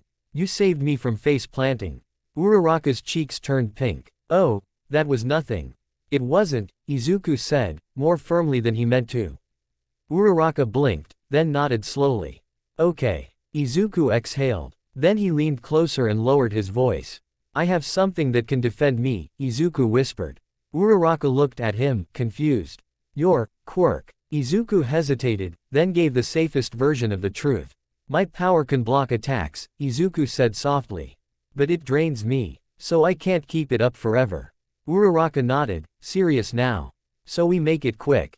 Izuku nodded back. Quick. They heard a buzzer. All Might's voice came over the loudspeaker. Booming with theatrical villain energy. Begin. The heavy door slid open. And ground beta swallowed them. Entering the battlefield. The air inside ground beta smelled like dust and concrete, clean, but dry. The mock city was silent in a way real cities never were. No traffic. No civilians. Just empty streets and tall buildings with windows like watching eyes. Izuku and Uraraka stepped in cautiously. All Might's voice crackled again. The weapon is located somewhere in the central building. Heroes, advance. Izuku's shoes echoed as he moved. His senses sharpened. He felt hero of the day hovering close behind him. Faintly present like a coat you couldn't take off. Uraraka whispered, "Where do you think they are?" Izuku scanned the layout. In training footage, the weapon room was usually on an upper floor. Central building, with villains placed inside to defend. Bakugo would choose the most direct, aggressive defense. Iida would choose the most logical. Those two ideas were about to collide violently. Izuku whispered, "Bakugo will likely guard the weapon. Iida might patrol." Uraraka nodded. "So, we sneak." Izuku started to answer. And then the silence broke. A loud boom echoed through the building. Concrete dust rained from somewhere above. Uraraka yelped. What was that? Izuku's stomach sank. "Bakugo," he whispered. Bakugo wasn't waiting. He was announcing. Izuku heard footsteps pounding down a stairwell, fast, aggressive. A shadow moved through a broken doorway. And then Bakugo stepped out, palms smoking, eyes bright with rage. "Found you," Bakugo growled. Uraraka flinched. Izuku's body froze for half a second, fear hitting like a cold wave. Bakugo stalked forward. "So, you gonna pull that invisible trick again? Huh, Deku?" Izuku swallowed. "K-kak. Bakugo, this is training." Bakugo's grin was sharp enough to cut. "Yeah, training to crush you." Bakugo's hand lifted. Explosions crackled. Uraraka tensed, looking ready to run. Izuku whispered quickly, "Go. Now." Uraraka's eyes widened. "What about, go?" Izuku hissed. Uraraka bit her lip, then nodded and sprinted away down an alley, aiming for the central building. Bakugo's eyes flicked to her. Then snapped back to Izuku. His grin widened like he'd just been given permission. "Oh, you're staying," Bakugo said softly.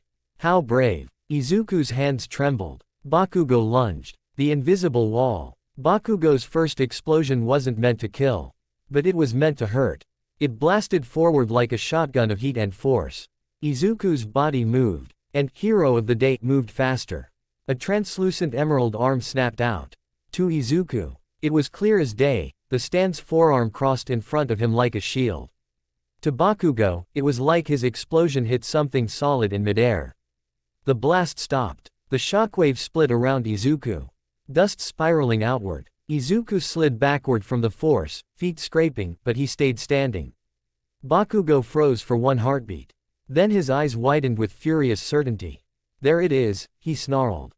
"There it is." Izuku didn't respond. He couldn't waste breath. Bakugo charged again, throwing a punch, explosion primed in his palm. Izuku's instinct screamed, "Dodge." He tried, but he was too slow. Bakugo's fist reached him, and stopped. Bakugo's wrist was caught, not by Izuku, by invisible fingers. Hero of the day gripped Bakugo's wrist like a clamp. Bakugo's eyes bulged. He yanked. It didn't budge. To Bakugo, it felt like his arm had slammed into an iron bar that wasn't there. Bakugo snarled, "What are you?" Izuku backed away, panting. "Stop. We don't have to." Bakugo ripped his arm free with brute force and detonated an explosion at point-blank range. Izuku threw up his arms. The stand crossed both arms, bracing. The blast shook the alley, blowing out dust and rattling windows. Izuku stumbled, ears ringing. Pain sparked along his ribs where the shockwave hit. He didn't break, but the drain hit him like a punch to the lungs. His vision blurred slightly. Bakugo didn't miss that. He smiled. "Oh," Bakugo whispered, voice thrilled. "So it drains you." Izuku's heart dropped. Bakugo stepped forward, eyes wild. "So I just keep hitting until you run out." Izuku swallowed. This wasn't just fighting anymore. Bakugo was testing him like a scientist with a grudge. Izuku forced his breathing steady. In, hold, out. He shifted his stance, remembering All Might's advice from training. You don't win by overpowering. You win by surviving the moment and choosing the right move.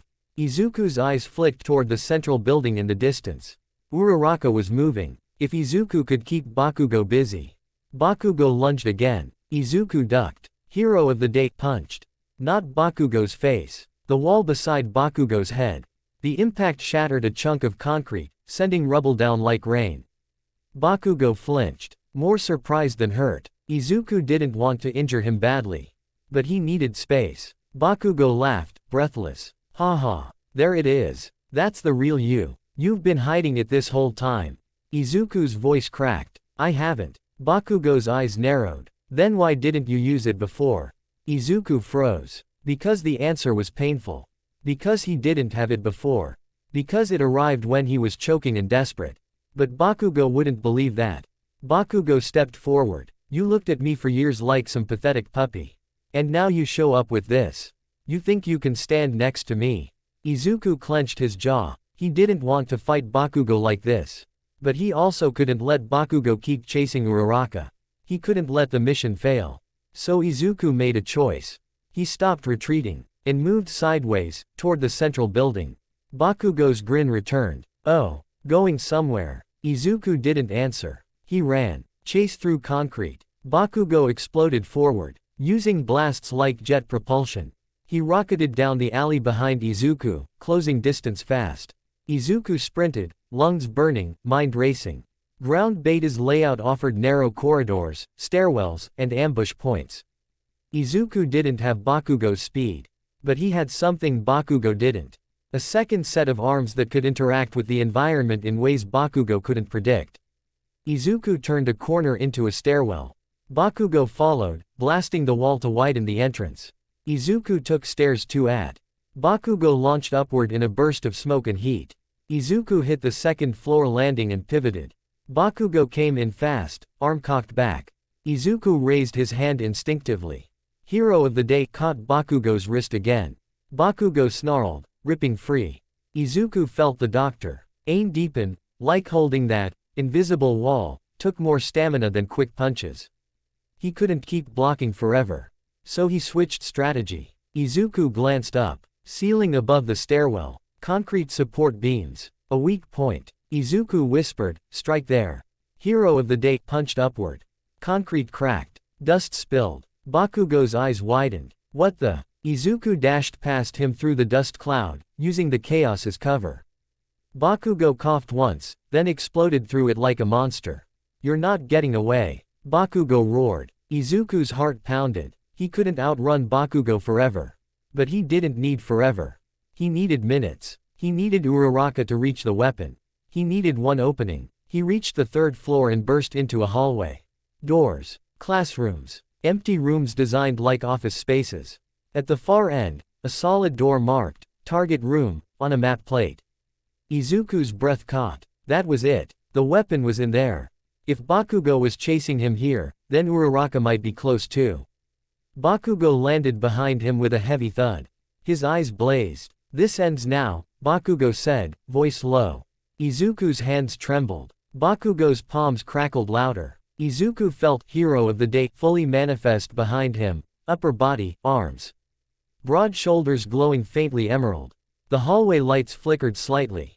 Bakugo stared at Izuku like he could feel the presence even if he couldn't see it. Show me, Bakugo whispered. Show me what's been standing behind you. Izuku swallowed. He didn't want to reveal more. But Bakugo was forcing it. Bakugo lunged again, this time not aiming at Izuku's chest. He aimed at Izuku's legs. Trying to take away movement. Izuku reacted. Hero of the Day slammed its palm into Bakugo's shoulder and shoved him sideways. Bakugo crashed into the wall hard enough to crack plaster. Not injured badly, but stunned. Bakugo's eyes went wide with rage. He threw an explosion at the floor. The hallway shook. The shockwave knocked Izuku backward. Izuku's shoulder slammed into the wall. Pain flashed. Drain surged. His vision blurred again. He couldn't keep trading hits. He needed to end the scenario. He needed to win without dragging this into something uglier. Izuku's eyes flicked upward. The ceiling above them was the floor of the weapon room. The target room door was nearby, but Bakugo was blocking the direct approach. Izuku remembered his own outline of hero tactics, bypassing the guard. Not defeating it. He turned slightly, breath ragged. Bakugo smirked. What? Running again? Izuku whispered, almost to himself. Not running. Changing the battlefield. Bakugo blinked. What? Izuku raised his hand, not at Bakugo. At the ceiling, and gave the command. Break it. The floor collapsed. Hero of the Day punched upward. Once. The sound was deep and wrong, like a drum hit underwater. Concrete spider webbed with cracks. Bakugo's eyes widened. Hey, what are you doing? Izuku didn't answer. Hero of the Day punched again. The cracks widened. Dust rained down like snow. Bakugo backed up half a step, instinctively wary. A third punch. The ceiling, no, the floor above, gave way. A chunk of concrete collapsed, smashing into the hallway with a deafening crash. Dust exploded outward, filling the air. Bakugo coughed, eyes watering. Idiot. You'll bring the hole. Izuku moved through the dust. Not toward Bakugo. Toward the hole. Above them, the Wii pawn room was now partially exposed, like a shortcut carved by brute force. Izuku's lungs burned. His head swam. The drain from those heavy punches was brutal. But he'd done it. He'd opened a path. All Might's voice crackled over the speakers, surprised and impressed. Oh my. Midoriya has altered the terrain. From the observation room, classmates shouted. Kaminari. Bro just made a door in the ceiling. Kirishima. That's so manly. Ida's voice echoed from somewhere inside the building, distant, panicked and righteous. Bakugo. Do not destroy the building. Villains do not randomly commit structural violations. Bakugo snapped. Shut up. Izuku stumbled near the hole, looking upward. He saw it. The weapon case. A silver, mock nuclear device inside a reinforced display. Just a few meters above. If Uraraka could get there. Midoriya. Uraraka's voice called, echoing from a side corridor. Izuku's heart jumped. Uraraka ran into view, panting, eyes wide as she saw the collapsed ceiling. You made a. She started. Izuku pointed upward, voice urgent. The weapon is right above. Go. Now. Uraraka looked up, stunned. Then she nodded fiercely. Got it. She slapped her fingertips together, activating her quirk. Zero gravity. She touched herself lightly, then jumped. She floated upward, light as a balloon, arms reaching. Izuku's heart pounded. Bakugo saw her too. His eyes widened in horror. No. Bakugo roared, launching forward. Izuku stepped into his path. His body shook. His lungs screamed. But Hero of the Day was still there. Izuku raised his hand. The stand caught Bakugo's wrist again. Bakugo struggled like a wild animal trapped. Invisible fingers held him back. Bakugo snarled, voice shaking with fury. Move. Izuku's voice was strained. Stop. This. Bakugo. It's training. Bakugo's eyes burned. This is my life. He detonated an explosion at his own arm, trying to break free. Pain shot through Izuku's ribs from the shockwave. He almost collapsed. But the stand held. For one more second. Above them, Uraraka drifted through the broken opening like a hero in slow motion. She reached the weapon case. And tapped it with her fingertips. A loud buzzer blared. All my. T's voice boomed with triumphant theater. The heroes have secured the weapon. Victory to Team Midoriya and Uraraka. The trial ended. Just like that. Bakugo froze. His chest heaved. His eyes stared at Izuku like he couldn't process what just happened. He didn't lose in a straight fight. He didn't lose in a show of power. He lost in a way that hurt worse. Izuku outplayed him. Bakugo's hands trembled. Then he screamed. Deku. He yanked free as the training rules shut down active combat, safety systems and teacher intervention kicking in. All Might appeared at the end of the hall in a blur, stepping between them like a wall. That is enough. All Might shouted, voice thunderous. Bakugo's eyes were wild. He cheated. All Might's gaze snapped sharp. He used strategy. Bakugo's jaw clenched. He hides his quirk and. All Might's voice softened, just slightly, but it carried weight. Katsuki Bakugo. Bakugo froze at being addressed directly, full name. All Might's eyes narrowed. You fought to win a personal argument. Not the scenario. Bakugo's breathing was ragged. All Might continued, a hero's job is not to prove superiority. It is to secure victory with minimal harm. Back. Yugo looked like he wanted to argue, then swallowed it, fists clenched so hard his knuckles widened. Uraraka floated down slowly, releasing her quirk, landing with a stumble. She looked between Izuku and Bakugo, worried. Izuku stood there, shaking, sweat-drenched, chest heaving like he'd run 10 miles. Behind him, Hero of the Day faded slightly, drain forcing it back. Izuku's legs wobbled. He almost fell. Uraraka rushed over. Midoriya, are you okay? Izuku nodded weakly. Yeah, just tired. Bakugo stared at him with a mixture of rage and something else. Fear. Not fear of Izuku's body. Fear The invisible thing that kept stopping him. Fear of not understanding. Bakugo's voice came low, venomous. I'm going to expose you. Izuku swallowed. I'm not. Shut up. All Might stepped forward, voice firm. Bakugo. You will cool down. Bakugo's nostrils flared. Then, with a final glare that promised future explosions, he turned and stomped away, toward the villain exit point. Iida appeared at the stairwell door, adjusting his glasses furiously. This was not a proper villain strategy. Iida shouted. Bakugo, you abandoned the defense position entirely. Bakugo roared back, who cares? Iida looked like his soul left his body. I care. All Might cleared his throat loudly, regaining control. Ahem. Let us return to the observation room for review. The audience reacts. In the monitoring room, Class 1A was chaos. Kaminari. Bro, Midoriya just stopped Bakugo like he hit an invisible wall. Kirishima. That was sick. Like he has a guardian. Zero. I swear the air punched Bakugo. Mina. Midoriya's quirk is spooky cool. Tokiyami sat very still, head tilted slightly.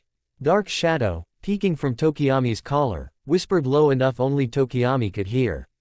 That presence is not like us. Tokiyami's beak angled subtly. I can tell. Todoroki watched in silence, eyes thoughtful, like he was recalculating what, quirkless looking, meant. Aizawa sat in the back, expression flat. But his eyes were sharp. He didn't look shocked. He looked, confirmed. Like the trial had proven something he already suspected. Midoriya's power behaves like an external fighter. And it doesn't care about erasure. All Might stepped into the room, clapping loudly. Ahaha, what an excellent display of strategy. Bakugo stomped in behind him, fury barely contained. Iida followed, still muttering about villain role integrity. All Might pointed at the screen. Let's review. The footage played. From the camera angles, students saw exactly what they could see. Bakugo's explosion stopping short. Bakugo's arm halting mid-swing like he'd hit a wall. Concrete breaking from strikes that weren't visible. The class murmured. Telekinesis. No, it's too close range. It's like someone standing next to him. All Might's smile stayed bright, but his eyes flicked, subtly, to Izuku, checking if he was okay. Izuku sat stiffly, trying not to look like he was about to melt from exhaustion. Uraraka leaned toward him and whispered, that was, actually kind of amazing. Izuku's cheeks heated. I just did what we planned. Uraraka smiled. Yeah, and it worked. Bakugo's voice cut in, sharp and loud. It's not fair. The room quieted. All Might's smile faded slightly. Bakugo. Bakugo's eyes were furious. He doesn't even fight. He just blocks with nothing. Hits with nothing. How am I supposed to? All Might's tone grew firm. You are supposed to adapt. Bakugo's jaw clenched. All Might continued, a hero will face enemies they don't understand. Enemies with abilities that don't fit neatly into categories. All Might's gaze swept the class. This trial teaches you something important. Brute force is not a plan. Bakugo's fists trembled. All Might looked at Izuku and Uraraka. Midoriya and Uraraka played to their strengths. They avoided unnecessary damage. They secured the objective. Then he looked at Bakugo and Iida. You too. Iida straightened. Yes, sir. All Might hesitated, then spoke honestly. You lacked teamwork. Iida stiffened, embarrassed. Bakugo looked like he wanted to explode the room. All Might's voice softened slightly. But that is why we train. Bakugo glared at Izuku again. Izuku met the glare, not with defiance, not with arrogance, just steady. Because he wasn't trying to humiliate Bakugo. He was trying to survive UA. He was trying to become a hero. Bakugo looked away first, like it burned. After the trial, a quiet moment. Later, after debriefing, Izuku and Uraraka walked out of ground beta together. The sunlight outside felt weirdly peaceful after the concrete maze.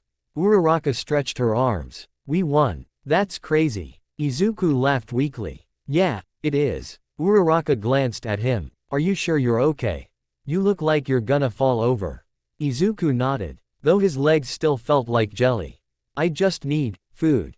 Uraraka grinned. Food fixes everything. Izuku smiled back, then his smile faltered as he noticed Bakugo standing near the building corner. Arms crossed, staring at the ground like he was trying to burn a hole through it with hatred. Iida stood nearby, lecturing him quietly. Bakugo wasn't listening. Bakugo's eyes lifted and locked onto Izuku again. That look wasn't just anger anymore. It was a vow. I will rip your secret out. Izuku's stomach tightened. Behind him, Hero of the Day stirred faintly, like it recognized the threat. Uraraka noticed Izuku's expression and followed his gaze. Her face tightened. He's intense. Izuku swallowed. Yeah. Uraraka hesitated, then said softly, but, you didn't do anything wrong. Izuku looked at her, surprised. Uraraka smiled, small but fierce. You saved me in the exam. And today you kept me safe too. That's hero stuff. Izuku's throat tightened. He nodded. Thank you. They walked away. Behind them, Aizawa stood at a distance, watching. Izuku didn't notice him, but Hero of the Day did. For a split second, Izuku felt a chill, like eyes were on him. Then it passed. Aizawa's gaze wasn't hostile. It was cautious, measured, like a man staring at a locked door, trying to decide whether the door was protecting something, or containing something. The ending beat, the invisible man. That night, Izuku lay on his bed, staring at the ceiling again. Today had been a win. But it didn't feel like peace. It felt like the first domino falling. Because Bakugo now knew something was there. Even if he couldn't see it, he felt it. And if Bakugo felt it, then others would eventually. Izuku whispered into the darkness, barely audible. Did I do the right thing? A faint emerald hand appeared beside his pillow. It didn't tap his chest this time. It hovered, then slowly formed into a fist. Steady, certain. Izuku understood the silent answer anyway. You protected. You adapted. You won without cruelty. Izuku swallowed. Bakugo's going to come after me, Izuku whispered. The emerald fist loosened into an open palm. Not aggressive. Not fearful. Protective. Like it was saying, then we stand. Izuku closed his eyes. In UA, power wasn't just about what you could do. It was about what you could endure. In Midoriya, Izuku, quirkless on paper, impossible in reality, had just become something new to the people around him. A boy who fought like an invisible man was guarding him. A boy whose willpower hit back. A boy who didn't fit the mold. And was starting to prove the mold didn't matter. The bus ride to the USJ felt like the calm before a storm nobody could see yet. Class 1A was loud in the way only first years could be, half nerves, half hype, all of it bouncing off the windows like they were already inside a training dome. Kirishima was practically glued to the glass. Bro, I heard the USJ has actual disaster zones. Like, earthquakes, floods, fires, everything. Kaminari leaned over the seat like a conspirator. If there's a lightning zone, that's my territory. I'm gonna look so cool. Zero smirked. Until you short-circuit and drool. Kaminari gasped. Hey. Mina giggled. He's not wrong. Iida sat upright like he was being graded by the concept of posture itself. Everyone, please remember. This is a professional environment. We are representing UA. We must conduct ourselves with. Bakugo's voice cut through like a grenade rolling across the floor. Shut up, Four Eyes. Iida stiffened. Bakugo. That is not respectful. Bakugo and back with a grin that had no warmth in it. Respect is for people who can stop me. The bus got a little quieter. Not because even in a room full of future heroes, Bakugo's confidence was sharp enough to make people instinctively keep distance. Izuku sat near the middle, hands folded tightly on his knees, trying to focus on breathing. In, hold, out. The USJ, unforeseen simulation joint, was supposed to be rescue training. Not combat. Not a battle trial where you could at least tell yourself it was controlled. Rescue meant chaos. Rescue meant unknown variables. Rescue meant the kind of PR. Escher that didn't care if you were ready. And behind Izuku's shoulder, faint as a pulse, Hero of the Day hovered close. Not fully visible. Not fully formed. But present. Like it already knew. Uraraka sat beside him, bouncing slightly with excitement. I can't believe we're actually going. I've seen the USJ on the news. Izuku nodded, voice small. Why yeah. Uraraka tilted her head. You okay? Yo. You look like you're about to take a math test. Izuku forced a shaky smile. I'm just thinking. She grinned. That's your specialty. Izuku's cheeks heated. I guess. Ahead, Todoroki stared out the window in silence. Expression unreadable. Tokiyami sat still, arms crossed. Dark shadow peeked from his collar, eyes glinting like it was watching something no one else could. Then the bus slowed. The chatter shifted. The massive USJ facility rose outside the windows, white and clean and futuristic, like a giant dome built to contain disasters without letting them leak into the world. The bus doors hissed open. Aizawa stood up at the front, wearing his usual exhausted expression like he'd been born with it. Listen up. The class quieted, mostly. Aizawa's eyes flicked across them. This is rescue training, not a game, not a sports festival. People die in disasters. His scarf shifted slightly as he spoke, like it had a mind of its own. You'll be working with pro heroes today. Don't embarrass UA, Kirishima whispered. Aizawa-sensei always makes everything sound like a funeral. Shiro whispered back, he probably likes funerals. Quiet. Aizawa's eyes slid toward them without him turning his head.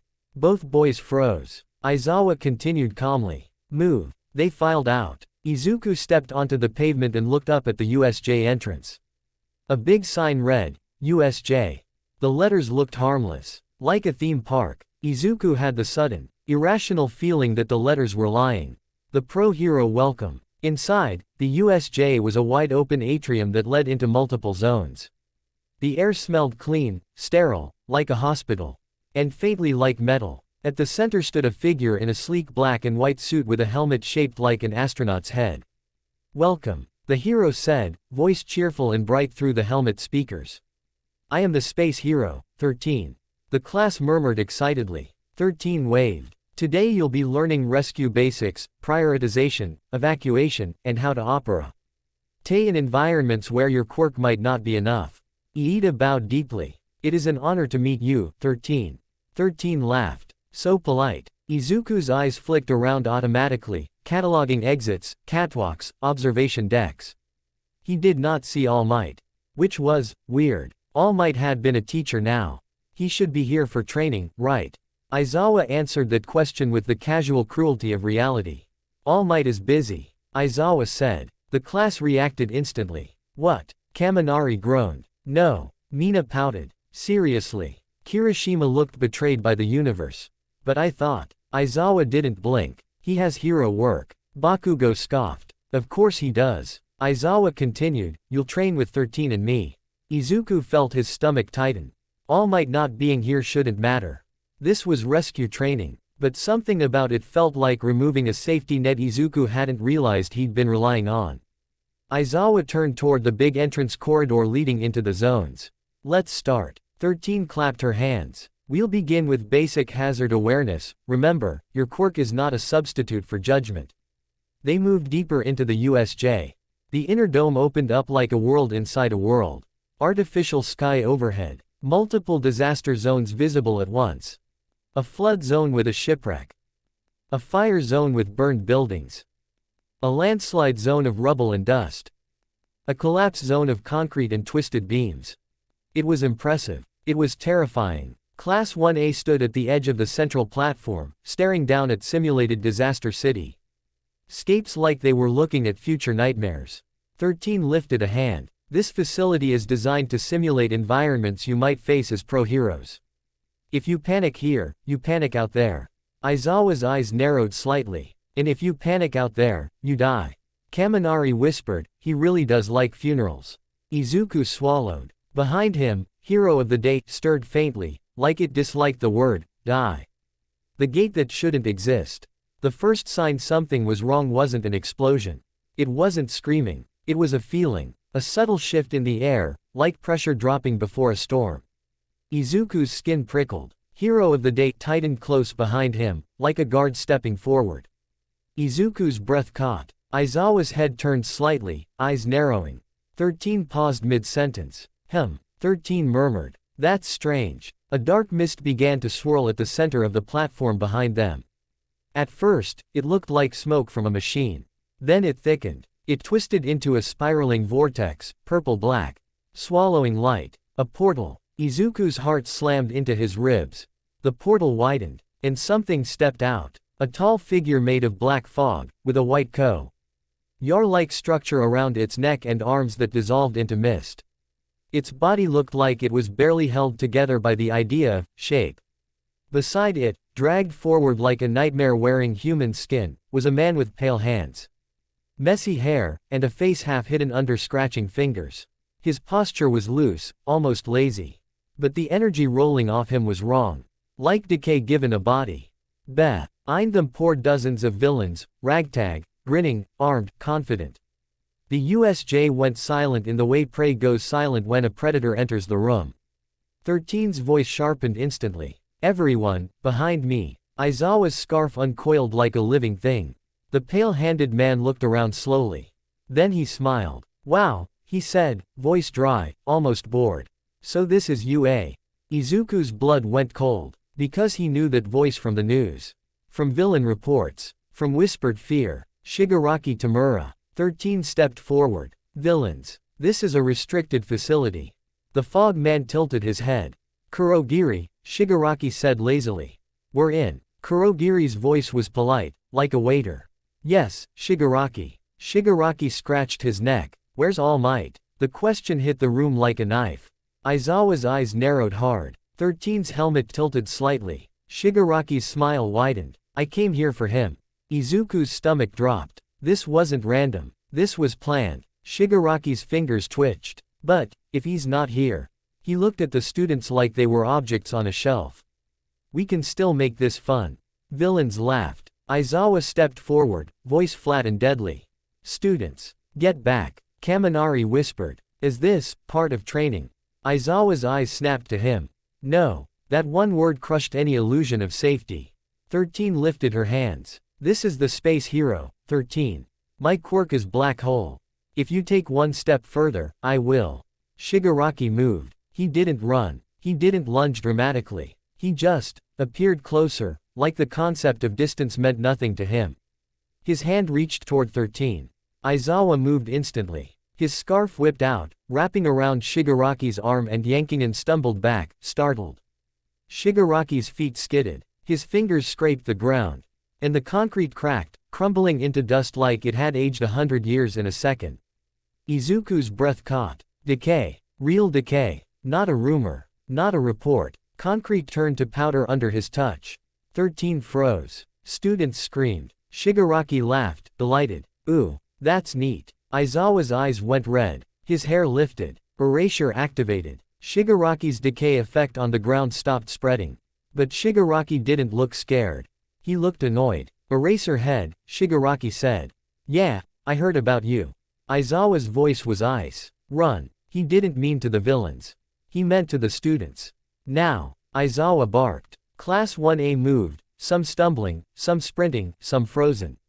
Izuku's legs tried to move. Then Shigaraki's head turned slightly. His gaze landed on Izuku.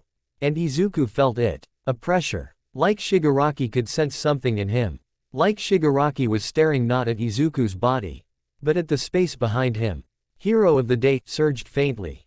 Izuku's heart pounded. Shigaraki's smile sharpened. Oh, he murmured. You. Izuku stepped back instinctively. Shigaraki's hand reached out, not toward Izuku's face, toward Izuku's chest, toward the place WH. Air Hero of the day hovered like invisible armor. Izuku's lungs locked. No. Hero of the day moved automatically.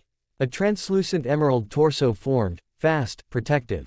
Shigaraki's fingers touched. Not Izuku. Something else. Something invisible. And for one horrifying second, Izuku felt Shigaraki's decay try to bite into it. The air distorted. The emerald glow flared. Shigaraki's fingers trembled. Then, nothing decayed. No crumble. No dust. No spreading death. Shigaraki froze. His eyes widened. What? He whispered. Hero of the day didn't flinch. It simply existed like a wall made of will. Shigaraki pulled his hand back slowly, staring at his fingers like they'd just betrayed him. Then he looked at Izuku. A grin crawled back onto his face, this time not lazy. Hungry. Oh, Shigaraki said softly. You're weird. Izuku's stomach turned. Aizawa saw it, saw Shigaraki's attention shift, and snapped, Kurogiri. Kurogiri raised a misty hand. The portal widened, and the world broke. Scatter. The USJ becomes a trap. Dark portals opened across the dome like wounds in reality. They swallowed students in groups. Screams echoed. Izuku grabbed for Uraraka. Too late. A purple-black vortex yawned open beneath him. Uraraka's fingers slipped from his. Izuku! She screamed, voice swallowed by the portal. Izuku fell. Cold hit him like diving into deep water. Gravity twisted. The world flipped. And then, he slammed into something hard and wet. Water surged around him. He sputtered, coughing, eyes burning. He was afloat. Waves slapped his face. Above him, an artificial sky. Around him, broken ship parts and floating debris. The shipwreck zone. Izuku's heart hammered. Midoriya. A voice yelled. Tsuyu Asui surfaced nearby, calm even in chaos. Ribbit. Are you okay? Izuku gasped. Tsuyu. A smaller scream followed. Mineta bobbed up, panicking. I can't swim. I'm going to die. I don't want to die a virgin. Tsuyu grabbed him by the collar with one hand like he weighed nothing. Stop thrashing. Mineta coughed. I'm not thrashing, I'm expressing emotion. Izuku's brain tried to laugh and panic at the same time. Then a shadow moved under the water. Villains. Multiple. Swimming, or something close to it, moving like sharks. Tsuyu's eyes narrowed. Villains are here too. Izuku swallowed. No teachers. No All Might. No control room safety. Just 3 students in open water with enemies who didn't care about rules. Hero of the Day surged behind Izuku, more solid now, emerald glow faint but steady. Tsuyu's gaze flicked to Izuku's shoulder for a fraction of a second. She didn't comment, but her eyes sharpened like she felt something. Mineta clung to Tsuyu like a terrified koala. What do we do? Izuku forced himself to breathe. In, hold, out. We get to land, Izuku said, voice shaking but firm. We regroup. Tsuyu nodded instantly. Good plan. There's a walkway over there. A villain surfaced near them, grinning, knife in hand. Look at the little heroes. Easy points. Izuku's stomach dropped. He raised his hand. Hero of the Day punched. The villain's head snapped back as if hit by a hammer, body splashing into the water with a shocked yelp. To Tsuyu and Mineta, it looked like the villain got hit by invisible force. Mineta's eyes bulged. Your quirk is a ghost. That's awesome and terrifying. Izuku didn't answer. He couldn't. Another villain lunged from the side. Tsuyu whipped her tongue out, yanking the villain's wrist and slamming him into a floating plank. Izuku's eyes widened. Tsuyu was scary when she was focused. Izuku pointed. That way. They kicked through the water toward the walkway. Villains moved beneath them, circling. Izuku felt Hero of the Day hovering close, fists ready. A villain grabbed at Izuku's ankle. Cold fingers latched on. Izuku's heart jumped into his throat. Hero of the Day reacted. Its emerald hand plunged into the water like it was nothing, like liquid and solid didn't matter. It grabbed the villain's wrist and crushed the grip, forcing the hand off Izuku's leg. The villain screamed underwater, muffled, bubbles exploding. Izuku kicked free. Mineta shrieked. That's cheating. You can hit them underwater. Tsuyu didn't waste breath. Move. They reached the walkway. Tsuyu hauled Mineta up first. Izuku climbed next, drenched and shaking. As soon as his feet hit solid ground, his knees threatened to collapse from adrenaline and drain. Hero of the Day wavered, then steadied. Tsuyu scanned the area. We need to contact the others. Izuku's mind raced. They didn't have comms. No phones. And the zones were separated. He thought of Aizawa, how he told them to run. He thought of Shigaraki's fingers touching the stand and failing. He thought of that hungry smile. Izuku swallowed. We can't stay here, Izuku said. We need to reach the central plaza. Quote. Mineta's eyes went huge. The place with all the villains. Izuku nodded. Yes. Mineta looked like his soul left his body again. Tsuyu nodded calmly. That's where teachers would be. Izuku's chest tightened. If teachers were still conscious. If Aizawa wasn't already overwhelmed. They started running along the walkway, moving toward an exit corridor. Behind them, villains climbed onto platforms, snarling. Tsuyu's voice was calm, but urgent. They're following. Izuku's breath came fast. He felt Hero of the Day hover close, ready to block. A villain jumped onto the walkway ahead, blocking their path. He raised a metal pipe. Nowhere to go. Mineta squealed and threw a sticky great ball. It hit the villain's chest and stuck. The villain yanked, and got stuck harder. What the? The villain shouted. Izuku didn't hesitate. Hero of the day slammed a punch into the villain's stomach. The villain folded and toppled backward off the walkway, still stuck to Minetta's grate. Minetta stared at his own hands, shocked. I did something useful. Tsuyu didn't look impressed. Keep moving. They sprinted. Izuku's lungs burned. His clothes clung heavy. His brain felt like it was trying to keep calm while juggling knives. Then, at the corridor entrance, a fog portal opened suddenly in the air, like a trap anticipating them. Kurogiri. His misty form rose from it, polite as ever. Ah, students. Minetta screamed. Portal guy. Tsuyu froze, eyes narrowed. That's the one who warped us. Izuku's heart slammed. Kurogiri's calm voice continued, Shigaraki has requested, the green-haired boy. Quote. Izuku's blood went cold. Tsuyu's gaze flicked to Izuku, sharp, questioning. Kurogiri-please come with me. Izuku stepped back slowly. Tsuyu moved slightly in front of him, protective. No. Kurogiri's tone didn't change. I wasn't asking. The portal widened behind them. A vacuum tug pulled at their bodies. Minetta screamed, grabbing Tsuyu's leg. Izuku's mind screamed, don't let them separate us again. Hero of the day surged forward. For the first time in this chapter, it fully manifested, upper body, broad shoulders, emerald eyes glowing like a warning. Its hand thrust into the air and grabbed the edge of Kurogiri's swirling portal. Not physically, because portals weren't physical. But Hero of the Day didn't care about physical. It grabbed the concept of the portal like it was a curtain. And pulled. The portal shuddered. Kurogiri's polite tone faltered. Quote! Exclamation mark quote. For a split second, the suction weakened.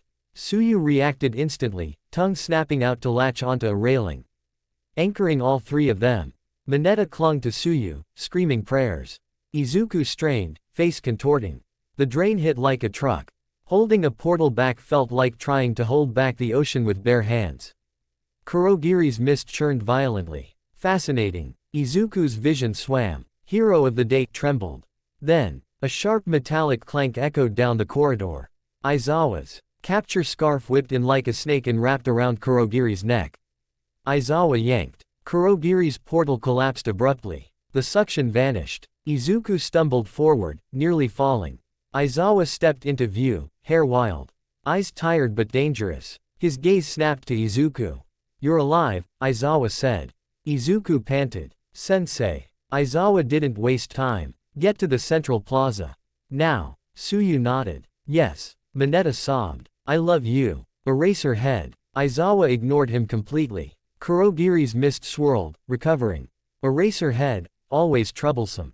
Aizawa's eyes went red again. Erasure activated. Kurogiri's portal creation faltered slightly, mist tightening like a muscle being squeezed. Kurogiri tilted his head. Ah, so you can interfere. Aizawa's voice was flat. Move. He shoved the students past him. Izuku hesitated. Looking back, Aizawa's scarf snapped forward like a whip, striking Kurogiri and forcing distance. Aizawa didn't look at Izuku. Go. Izuku swallowed hard and ran. Ika's arguing with Aizawa right now felt like arguing with gravity. Tsuyu and Minetta ran with him. Behind them, the corridor echoed with Aizawa's fight, impact sounds, mist roaring, the sharp snap of his scarf. Izuku's chest tightened. He wanted to help, but his body was already shaking from drain. And this wasn't the moment to be reckless. They sprinted toward the central plaza. The Nomu, a monster designed for one man. The closer they got, the louder it became. Not just villain laughter. Not just screaming. A deeper sound, like something huge breathing. They reached the edge of the central plaza and peered around a concrete corner. Izuku's blood turned to ice. Aizawa was in the plaza, surrounded by villains. He fought like a machine, scarf whipping, body twisting, eyes red, erasure flicking on and off with precise blinks. But there were too many. And then, the thing behind Shigaraki moved. A towering, black-skinned monster with exposed muscle-like textures and a beak-like mouth. It stood like a weapon given legs. Its presence crushed the air. Shigaraki scratched his neck, smiling. Nomu, he said, voice gleeful. Bring me all might. Nomu roared. The sound shook the plaza. Tsuyu whispered, horrified, that's not human. Minetta whispered, shaking, that's a boss fight. Izuku swallowed. Aizawa struck a villain, but his movement faltered, his face tight with exhaustion. His erasure was powerful, but it required constant focus. And villains were aiming for his eyes. Izuku's heart pounded. All Might still wasn't here. Aizawa was alone. Shigaraki's gaze drifted across the plaza. And landed on Izuku again.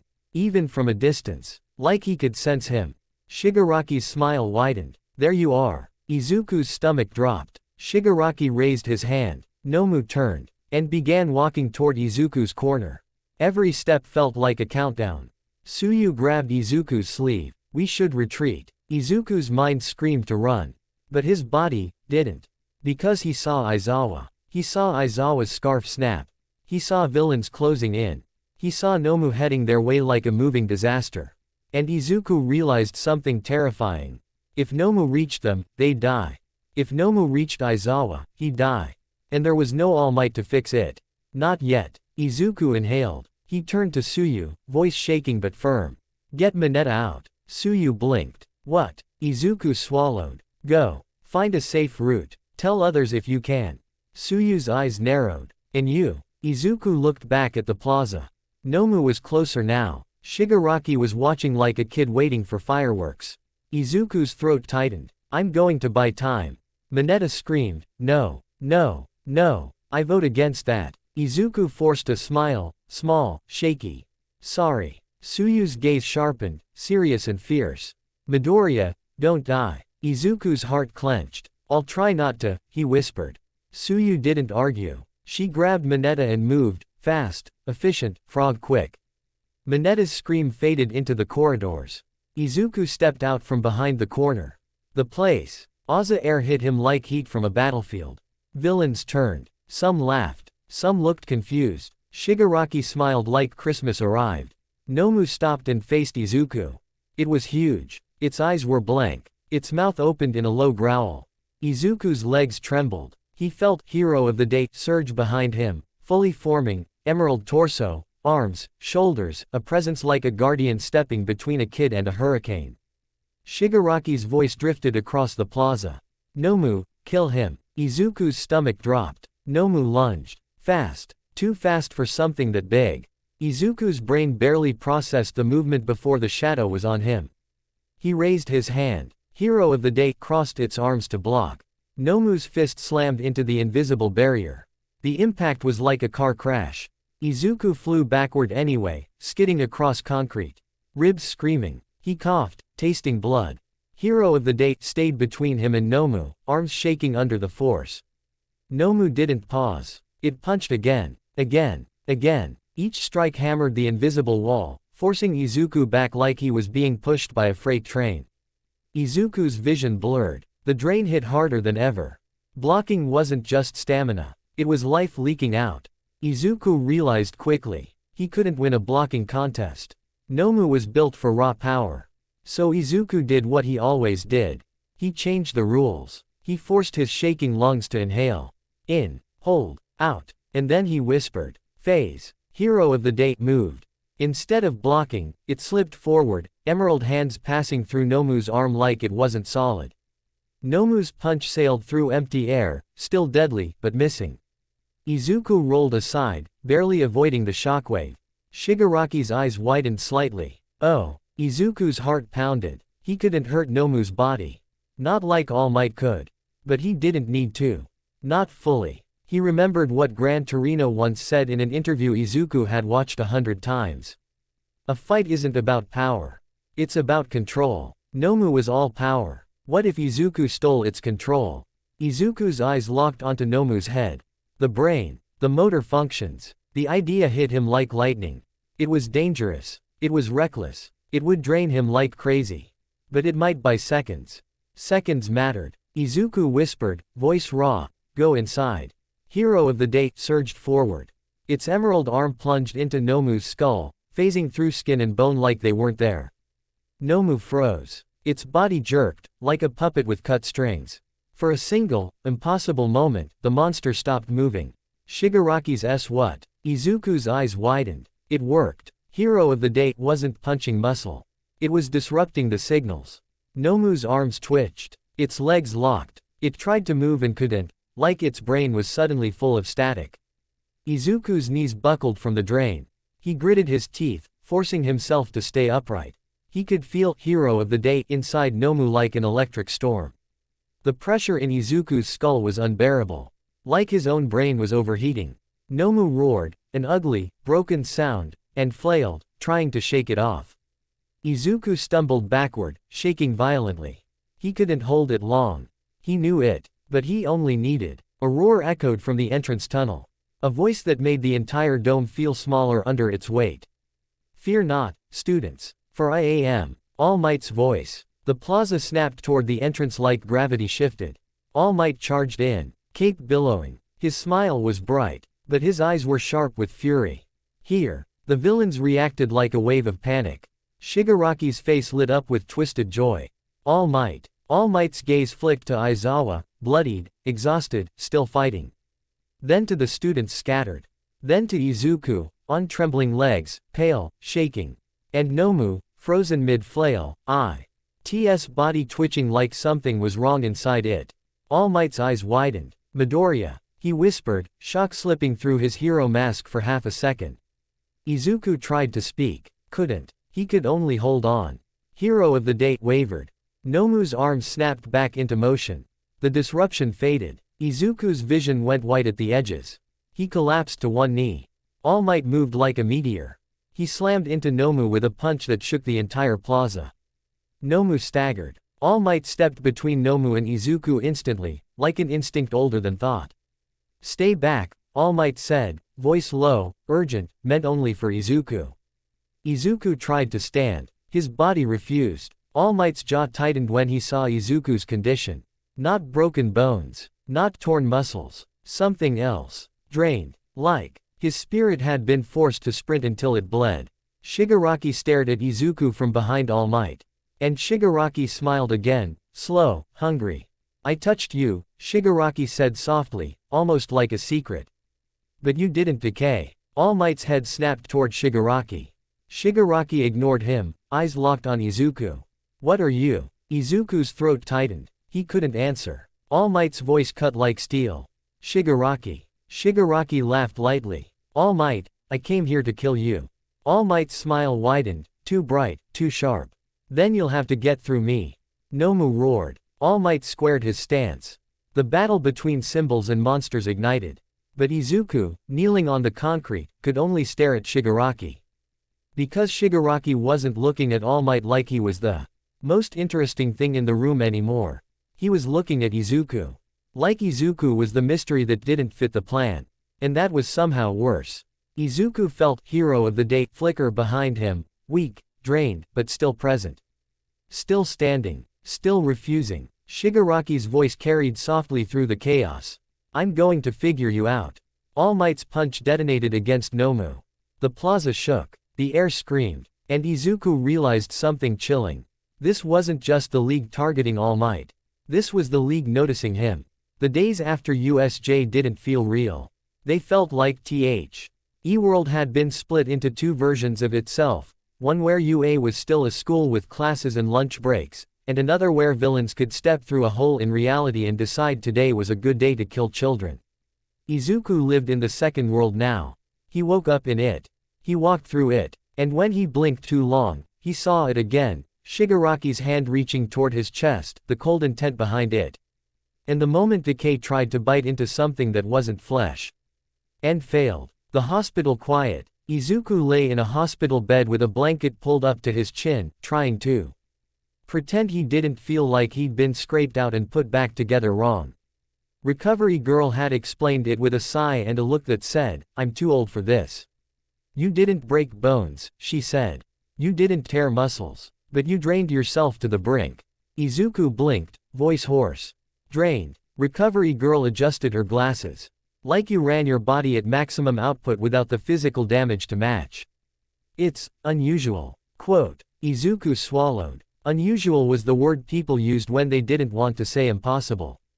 Aizawa stood near the foot of the bed, wrapped in bandages like he'd fought a blender.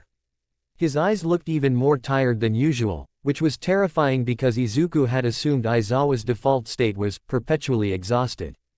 You disobeyed orders, Aizawa said flatly. Izuku's stomach dropped. You were told to regroup, Aizawa continued. You engaged a threat. Izuku clenched the blanket. Nomu was coming for us. Tsuyu and Mineta. Aizawa's eyes narrowed. I know. Izuku froze. Aizawa's expression didn't soften, but his voice lowered a fraction.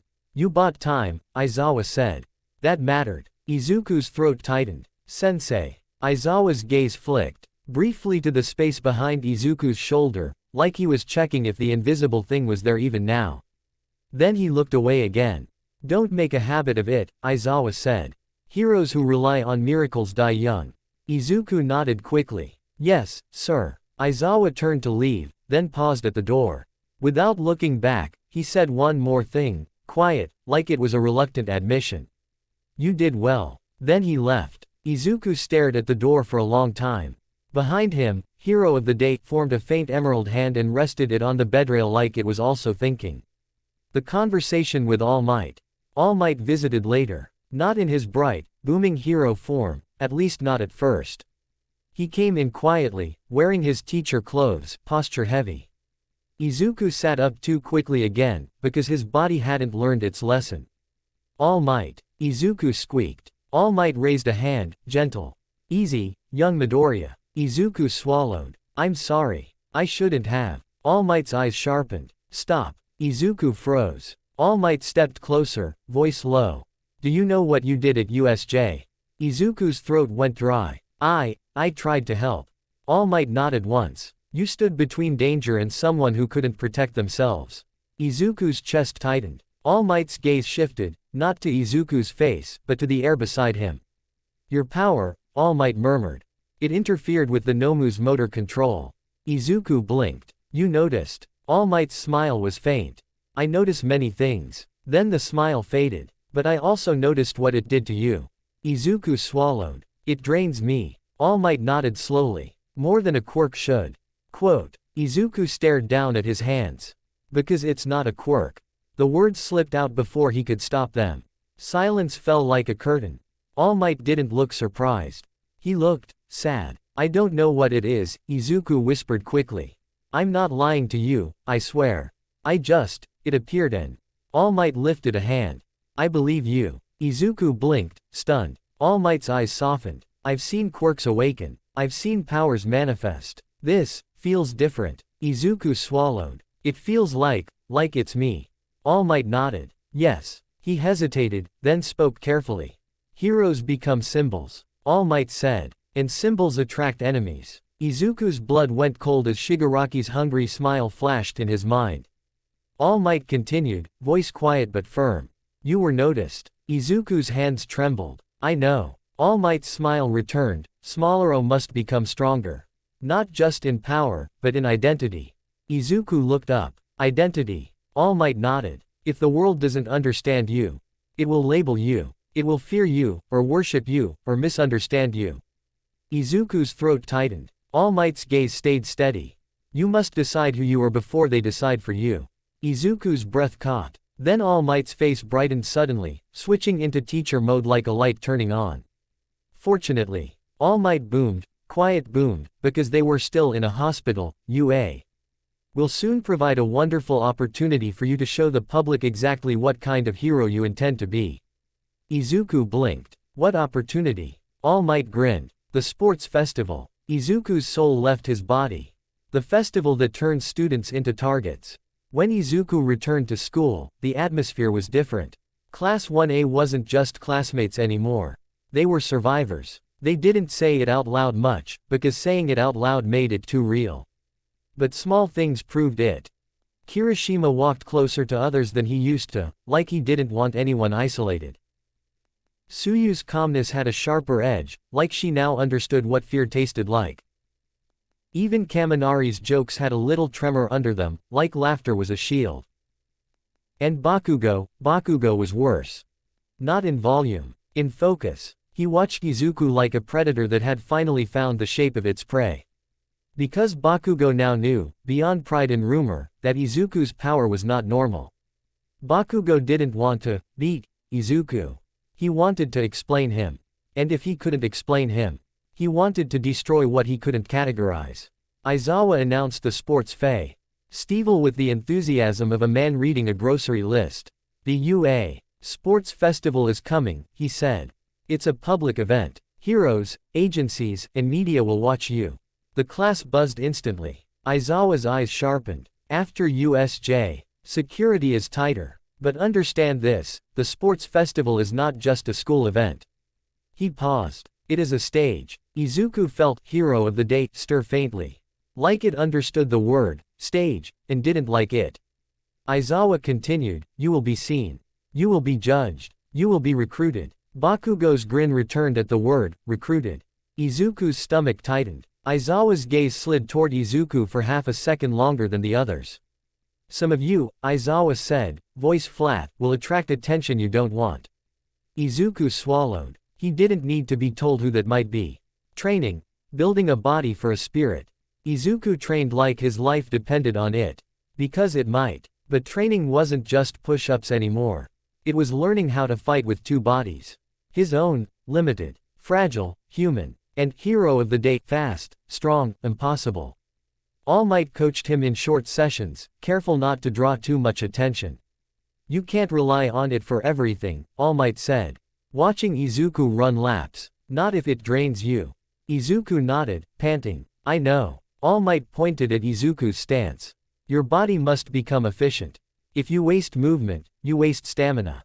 And that means you lose time for your partner. Izuku swallowed. It feels weird calling it a partner. All Might smiled. Then call it what it is. Izuku blinked. What it is. All Might looked toward the air behind Izuku like he was speaking to it too. A guardian, All Might said softly. Izuku's chest tightened. And when Izuku later whispered, guardian, under his breath while summoning it. Hero of the day seemed to form more smoothly, like the word fit. He learned small techniques. Quick blocks instead of constant shields. Short bursts of punching instead of long barrages. Environmental manipulation, breaking, lifting, pushing only when absolutely necessary. And a new trick Izuku discovered accidentally when he tried to dodge too fast. He jumped, and felt hero of the day push the air beneath him like a spring. Izuku soared higher than a normal jump should allow. He landed badly, stumbled, and nearly face-planted into the dirt. Ow! All Might caught him by the collar like a cat grabbing a kitten. Young Midoriya, All Might said carefully, what was that? Izuku blinked, stunned. I think it boosted my jump. All Might's eyes widened. Izuku swallowed. Like, it created a step. All Might's grin slowly returned. Aha, All Might murmured. A mobility option. Izuku stared at his hands. A step in the air. An invisible platform. His mind clicked. If I can do that consistently. Izuku whispered the name like a technique announcement. Stand jump. All Might blinked. Stand. Izuku froze. Just a phrase. Like, stand firm. Hero stuff. All Might stared, then decided not to ask. Stand jump, All Might repeated slowly, like he was filing it away. Very well. Izuku exhaled so hard he nearly deflated. Sports Festival Day, the stadium roars. The day of the sports festival arrived like a punchline delivered by the universe. UA's stadium was enormous, packed with cheering civilians, hero fans, reporters, and pro-heroes watching like hawks. The noise was a living thing. It pressed against Izuku's skin. It crawled into his ears. It made his heart hammer. Class 1A stood in the entrance tunnel, wearing their gym uniforms. Staring at the bright opening ahead. Kirishima pumped his fists. This is it. Kaminari practically vibrated. I'm gonna be famous. Sero grinned. You're gonna be electrocuted. Kaminari gasped. Stop cursing me. Uraraka stood near Izuku, eyes wide. That's a lot of people. Izuku nodded slowly. Yeah. Behind him, hero of the day stirred faintly, reacting to the crowd like it could feel thousands of eyes even if they couldn't see it. Izuku whispered internally, stay calm. Don't flare. Don't drain. Then the tunnel gates opened. And the class stepped into sunlight. The stadium erupted. President Mike's voice exploded from speakers like a fireworks factory. Ladies and gentlemen, welcome to the UA Sports Festival. Izuku's heart nearly jumped out of his chest. President Mike continued. The future of hero society is right here. And today, they will fight for glory. Above them, in the VIP seats, pro-heroes watched. Izuku caught flashes. Endeavor, sitting stiff like he hated excitement. Midnight, smiling like she loved it. And, of course, All Might, smiling huge, waving dramatically, symbol mode fully activated. Izuku felt a little steadier seeing him. But then he felt another gaze.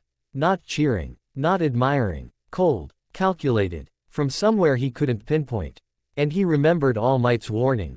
You were noticed. Izuku swallowed. Present Mike shouted, first event. The obstacle race. The crowd roared. Izuku's stomach dropped. Obstacle race meant chaos. Chaos meant drain. Drain meant risk. But there was no backing out. The starting line was packed with students from all classes. General studies. Support. Business. Everyone. Hundreds of feet poised to run. Izuku stood among them, breathing carefully. To his left, Todoroki stood perfectly calm. To his right, Bakugo's grin looked feral. Above them, Present Mike yelled, on your marks. Get set. Go. The wave exploded forward. Event 1. Obstacle race, the spirit runs. The first obstacle hit immediately. A canyon-like drop with narrow beams and falling platforms. Students jumped, climbed, and leapt like it was a parkour video. Izuku ran, eyes scanning. His body moved with surprising confidence now, All Might's base training paying off. But he didn't waste stamina on hero of the day yet. Not yet. He needed it for later. Then the second obstacle arrived. Giant robots. Not full combat units, more. Like the entrance exams leftovers, massive mechanical monsters stomping into place. T-Dents screamed and scattered. Some attacked, some dodged, some got flattened safely, with padding and rescue systems, but still humiliating. Izuku's heart hammered. A robot foot slammed down near him, shaking the ground. Izuku dodged, sprinting under a swinging metal arm. Bakugo exploded through the chaos like a comet, laughing. Todoroki froze the ground ahead, creating a slick ice ramp and sliding forward smoothly. Izuku's eyes widened. They're already taking the lead. He couldn't keep up on pure legs. This was where the stand mattered. Izuku inhaled. Small assist. Hero of the day formed behind him, emerald arms appearing like a cloak. Izuku ran toward a robot's knee. He didn't punch it to destroy, too costly. Instead, he commanded, push. Hero of the day shoved the robot's knee sideways at just the right angle. The robot's balance shifted. It stumbled. Its foot lifted unintentionally, creating a brief gap beneath its body. Izuku sprinted through the opening. Students behind him gasped as the robot nearly crushed them instead. Hey! Someone shouted. Izuku winced, guilty, but kept running. Then a robot swung toward him. Izuku whispered, step. Hero of the day slammed its palm against the air. An invisible platform formed for a split second. Izuku jumped, boosted upward unnaturally, clearing the swing. He landed and kept moving. The crowd reacted. Present Mike screamed, whoa! Did you see that? Midoriya just jumped off the air. The stadium roared. Izuku's cheeks burned. Because now they were watching him. He couldn't hide. Todoroki glanced sideways, his calm expression shifting slightly, like he'd just noticed a new variable. Bakugo turned his head mid-run, eyes narrowing. Izuku felt hero of the day tighten behind him, like it didn't like being noticed either. Then the third obstacle hit. A minefield. A stretch of ground filled with pressure plates that detonated into less but violent blasts of smoke and force. Students slowed, carefully stepping. Some got launched into the air and landed in humiliating heaps. Izuku's brain screamed, don't waste stamina. Don't waste stamina. He watched for patterns. Then he saw it. A student ahead triggered a mine, smoke burst. For a fraction of a second, the smoke revealed the pressure plates underfoot like a map. Izuku's eyes widened. He moved. Fast. He didn't summon the stand fully. He didn't punch. He used tiny steps, micro-platforms that boosted him over dangerous tiles without touching the ground. To spectators, it looked like Izuku was bounding lightly. Almost floating, like an invisible hand was guiding his feet. He crossed the minefield cleanly. People screamed. Present Mike lost his mind. Midoriya is bouncing like a superhuman pinball. Izuku's lungs burned. His vision swam slightly. Even small platforms drained him. But he was still in the race. Still chasing Bakugo and Todoroki.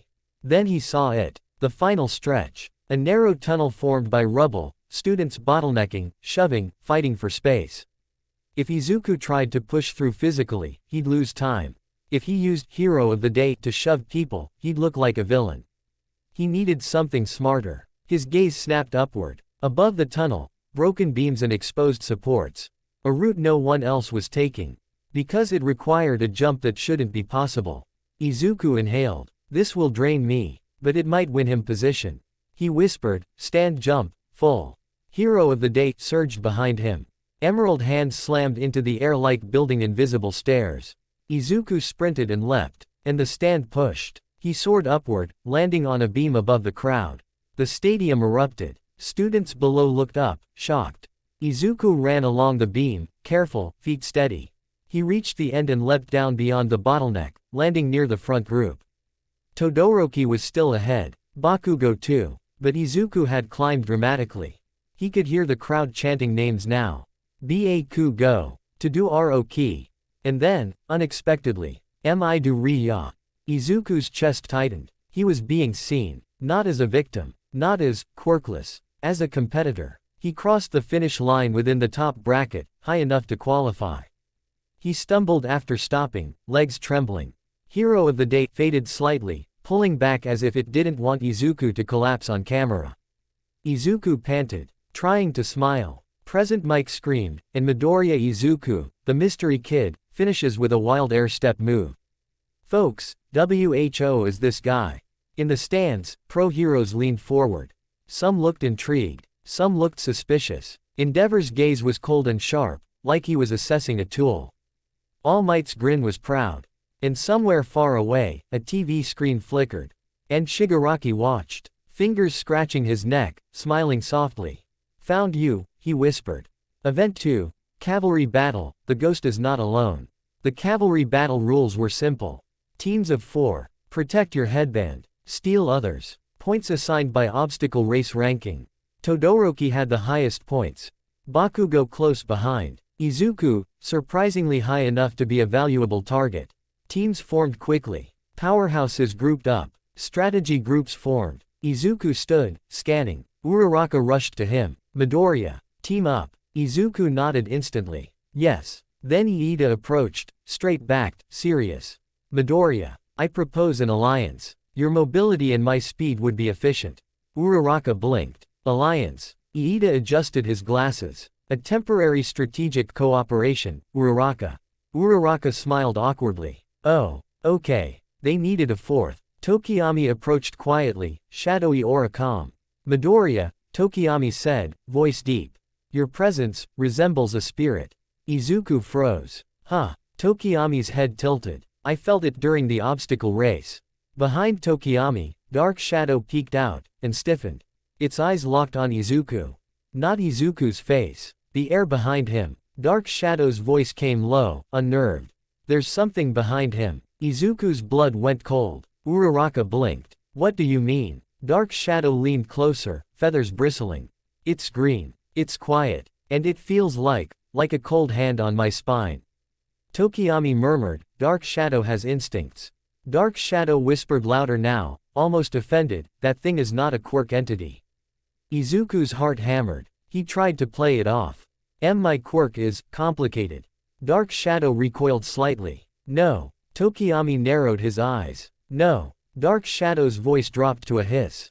It watches. Izuku swallowed. Hero of the Day stirred faintly. Like it heard the accusation and didn't care. Tokiyami's gaze sharpened. If your spirit is not hostile, then it is a powerful ally. Uraraka looked between them, confused. Are we recruiting a bird goth? Tokiyami's beak angled slightly. Yes. Iida nodded. A strong team composition. Dark Shadow muttered, I hate this. Izuku almost laughed despite his nerves. So the team was set. Izuku, support plus stand. Uraraka, mobility plus weight control. Iida, speed. Tokiyami, Dark Shadow offense defense. They formed the cavalry configuration. Iida as the base runner, fast and stable. Tokiyami and Izuku as side supports. Uraraka on top, holding the headband, because she could make it float if needed. As they assembled, Dark Shadow kept glancing at Izuku like it expected the green ghost to bite. Izuku whispered internally, "Please don't start a supernatural argument right now." Hero of the Day did not respond. But it hovered closer, like it enjoyed being acknowledged. Present Mike's voice boomed again. "Cavalry battle begins in 3, 2, 1, go." The field erupted into chaos. Teams surged like waves, aiming directly for Todoroki's high-value headband. Bakugo's team exploded forward aggressively, blasting into clusters like a battering ram. Todoroki's team became a fortress of ice. Izuku's defensive first. Iida ran in controlled bursts, keeping them mobile. Dark shadow spread like living darkness around them, fending off attacks. And Hero of the Day, invisible to most, served as a silent guard. The first assault hit fast. A team lunged toward them, reaching for Uraraka's headband. Dark shadow snapped forward, slamming them back. Izuku used Hero of the Day to block a grab, an invisible wall stopping fingers inches from Uraraka's headband. Uraraka gasped. That was close. Iida shouted, "Maintain formation." Tokiyami's voice was steady. "Proceed." Dark shadow hissed, "That ghost is making my feathers itch." Izuku hissed back, "Please focus." They maneuvered through the chaos, stealing low-value headbands when possible, safe points. But then Izuku saw Bakugo's team, barreling toward them like a meteor. Bakugo's eyes were locked onto Izuku. "Always." Bakugo shouted, "Move. I'm taking your headband." Iida shouted back, "Bakugo. This is not." Bakugo detonated an explosion to propel himself. He slammed into their formation. And bounced. Not physically. Conceptually. Because Hero of the Day braced like an invisible shield, absorbing the impact just enough to prevent collapse. Iida staggered but stayed upright. Uraraka squeaked. "Midoriya." Izuku gritted his teeth. "Stamina draining. I'm holding." Bakugo snarled, "There. That thing again." Bakugo's hand reached. Dark Shadow snapped forward and slapped it aside. Bakugo's eyes widened at Dark Shadow. "What, bird boy? You protecting him now?" Tokiyami's voice was calm but dark. "We are a team." Dark Shadow whispered, shaking, "We are a team with a haunted boy." Bakugo exploded again, trying to break through. Izuku's drain spiked. Holding the invisible shield against repeated explosions was brutal. He couldn't maintain this long. So he made a choice. He stopped blocking, and redirected. "Tokiyami." Izuku shouted. "Dark Shadow, push him left." Tokiyami reacted instantly. "Dark Shadow." Dark Shadow surged, shoving Bakugo sideways into a cluster of other teams. Chaos erupted. Bakugo roared, furious, fighting multiple teams at once. Izuku's team used the opening to retreat and reposition. Iida panted, engines cooling. "Efficient." Uraraka stared at Izuku. "You can't coordinate them like that." Izuku nodded shakily. "Kind of." Tokiyami's gaze flicked to the air behind Izuku again. Dark Shadow glared at the empty space. "Stop staring at me." Izuku blinked. "It's not." Dark Shadow snapped, "It is." Tokiyami murmured, "Dark Shadow is sensitive to spiritual pressure." Izuku swallowed. So it was true. The stand wasn't just invisible. It was felt, by something that wasn't purely human. The match intensified. Time ticked down. In the final seconds, a wave of teams surged toward Todoroki, and the field became a war zone of ice, explosions, and bodies flying safely. Izuku's team stayed alive, protected their headband, and collected enough steals to qualify. When the buzzer sounded, Present Mike screamed, "And that's time." Teams advanced to the tournament bracket. Izuku stumbled off the field, dizzy. Uraraka steadied him. "You okay?" Izuku nodded weakly. "Yeah. Just drained." Tokiyami watched him with quiet intensity. Dark Shadow muttered, "He's going to faint and the ghost is going to keep fighting." "Isn't he?" Izuku didn't answer. Because, that had already happened once. The nickname appears. Between events, reporters swarmed the stadium hallways, cameras ready. Who is Midoriya Izuku? Is he a telekinetic type? Is he a poltergeist quirk? Is he an invisible construct? Present Mike, never missing a chance to hype, shouted into a mic. "Folks, we've got ourselves a mystery student. Some are calling him, the spirit medium." The phrase spread instantly like wildfire. Izuku heard it echo through the halls. The spirit medium. Students whispered. Spectators repeated it. Izuku's stomach churned. Uraraka smiled. That's actually kind of cool. Izuku squeaked. It's embarrassing. Tokiyami murmured, it is fitting. Dark Shadow hissed, it is cursed. Iida adjusted his glasses. Nicknames are common. Please do not be distracted. Bakugo, passing by, snarled, spirit medium. More like spirit cheater. Izuku flinched. Bakugo leaned closer, voice low. Quote, I'm going to break your trick in front of everyone. Izuku swallowed. Behind him, Hero of the Day tightened like a warning. Izuku whispered internally, please don't. Not here. The stand didn't answer. But the air felt colder anyway. Tournament bracket. The stage tightens. The tournament bracket was displayed like a grand announcement. Names. Matchups. Paths to victory. Izuku scanned it and felt his stomach drop again. Because fate, or the school, had decided. He would face Todoroki. Not immediately. But soon. And Todoroki was the kind of opponent whose power didn't care about invisibility. Ice filled space. It turned air into traps. It drained body heat. Even if Hero of the Day could punch ice apart, it couldn't punch away cold. All Might caught Izuku's eye from the teacher's area and gave him a small nod. A quiet message. Be smart. Be you. Izuku swallowed and nodded back. First rounds began. Izuku fought a preliminary opponent, a solid student, strong enough to qualify using minimal stand usage, quick blocks. Short bursts, careful stamina. He won. Not flashy. But clean. Uraraka cheered for him so loudly Izuku nearly died of embarrassment. Then Todoroki advanced too, effortless, reasing opponents into surrender without sweating. The stadium buzzed every time Todoroki stepped onto the field. Because everyone could feel it. He wasn't just strong. He was built to win. And when Izuku's name was announced against him, the stadium roared like it smelled blood in the water. Present Mike's voice screamed, next match. Todoroki Shoto vs. the spirit medium, Midoriya Izuku. Izuku's legs felt heavy. He walked into the arena. Todoroki stood across from him, calm, unreadable. His dual-colored hair shimmered under stadium lights. He looked at Izuku like he was studying a puzzle. Midoriya, Todoroki said. Izuku swallowed. Todoroki. The crowd roared. Present Mike shouted, this is it, folks.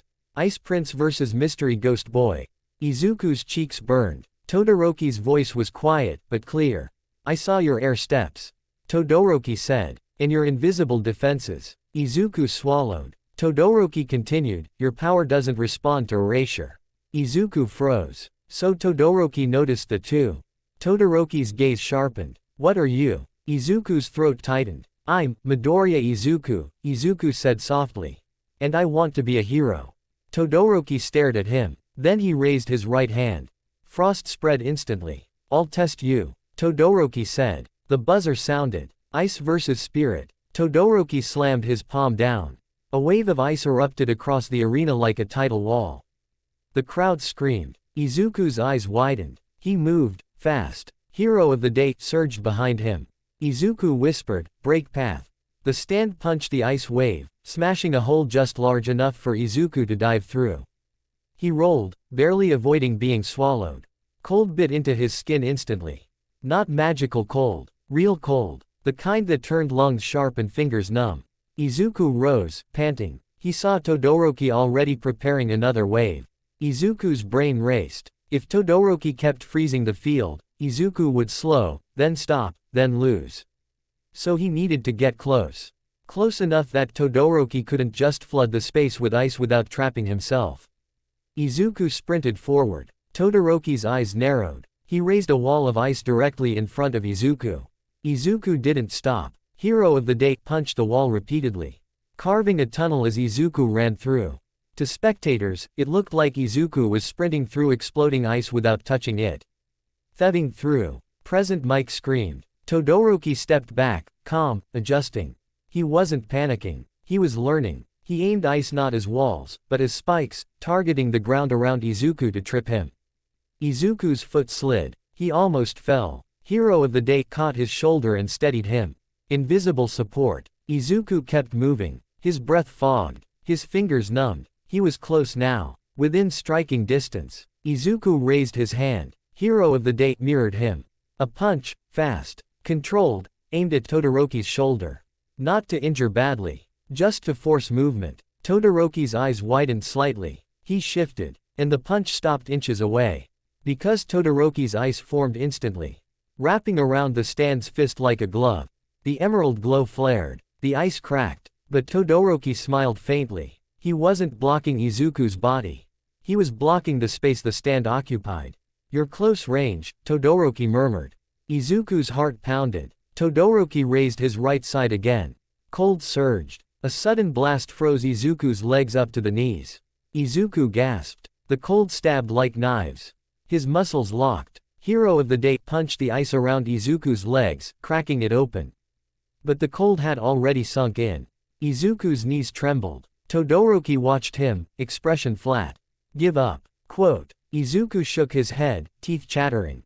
"No." The crowd roared. All Might's eyes tightened. Aizawa watched with sharp attention. Bakugo's grin was thin and hungry. Todoroki's gaze narrowed. "Why?" Izuku forced himself to speak through chattering teeth. "Because, running in, matters." Todoroki flinched slightly, like the words hit something personal. Izuku continued, voice shaking. "You're strong. Everyone knows that. But strength isn't just what you can do. It's what you choose to do." Todoroki's eyes sharpened. "You're using only half your power," Izuku said, breath fogging. "Why?" The stadium went tense. Because everyone knew Todoroki's fire existed. And everyone knew he refused to use it. Todoroki's jaw tightened. "It's none of your business." Izuku swallowed, then said it anyway. Because his mouth always betrayed him at the worst moments. "If you're trying to win while holding back, you're not fighting me. You're fighting yourself." Todoroki's expression cracked for half a second. A flicker of anger, pain, something deeper. The ice around them thickened. The temperature dropped further. Izuku's lips went numb. He felt Hero of the Day strain. Emerald glow flickering as Izuku's stamina drained faster in the cold. Because cold didn't just hurt.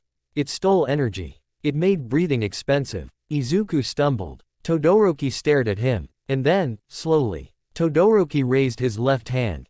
The fire sighed. The crowd held its breath. Endeavor leaned forward sharply. All Might's eyes widened. Bakugo's grin faltered, just a little, like he didn't like Todoroki being forced to change. Todoroki's voice was low. "Shut up." Flames erupted. Heat blasted across the arena. Ice steamed. The air shook. Izuku's eyes widened, not in fear, but in relief. Cause warmth hit his numb skin like life returning. But then he realized, if Todoroki used fire seriously, the temperature swing would be violent. Steam would blind. The field would become unstable. And Izuku's stamina was already low. Todoroki stepped forward, now using both sides, ice to control space, fire to pressure.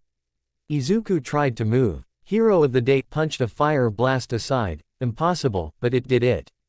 Dispersing heat like it was swatting a wave. Izuku's lungs burned from hot air now. Cold and heat, alternating, shredding endurance.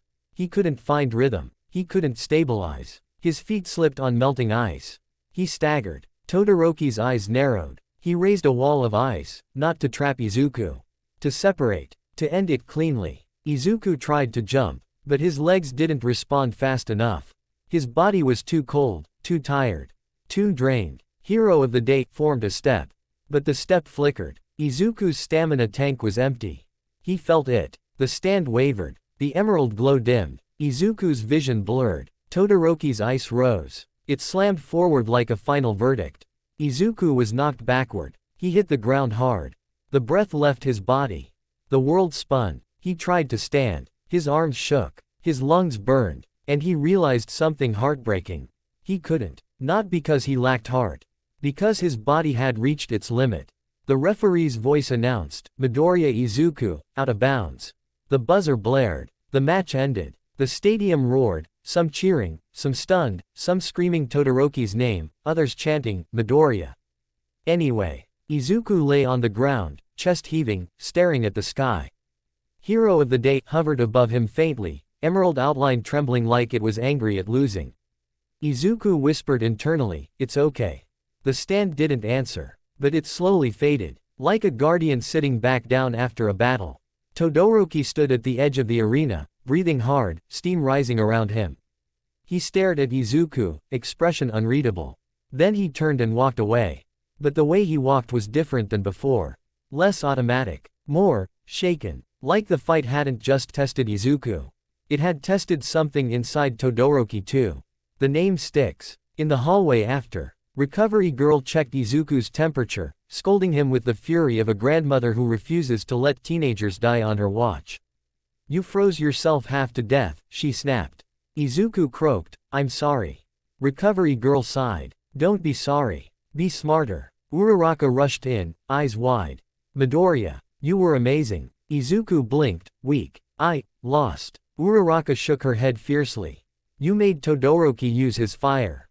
Do you know how big that is? Izuku swallowed. Tokiyami appeared behind Uraraka, calm as ever. Dark Shadow peeked out, still unnerved. You fought in the cold, Dark Shadow muttered. Your ghost stayed with you. Tokiyami's voice was quiet. You have resolve. Izuku's chest tightened. Across the hall, reporters' voices echoed. That's him, Midoriya, the spirit medium. His quirk looks like a guardian. Izuku winced. They're really calling me that. Uraraka smiled. It's catchy. Izuku groaned softly. I'm doomed. Tokiyami murmured, we are all doomed. That is the nature of fate. Uraraka blinked. Okay, Bird Goth, chill. Tokiyami did not chill. All Might approached, smiling proudly despite the loss. You did well, All Might said softly. Izuku looked up. I couldn't keep up.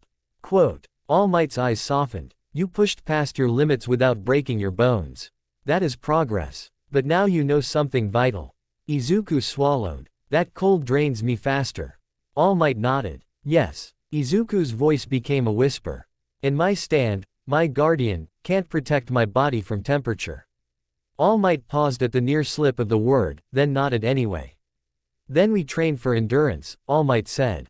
We train for conditions. We train for control. Izuku nodded slowly. Then he felt it again. That cold, calculating gaze.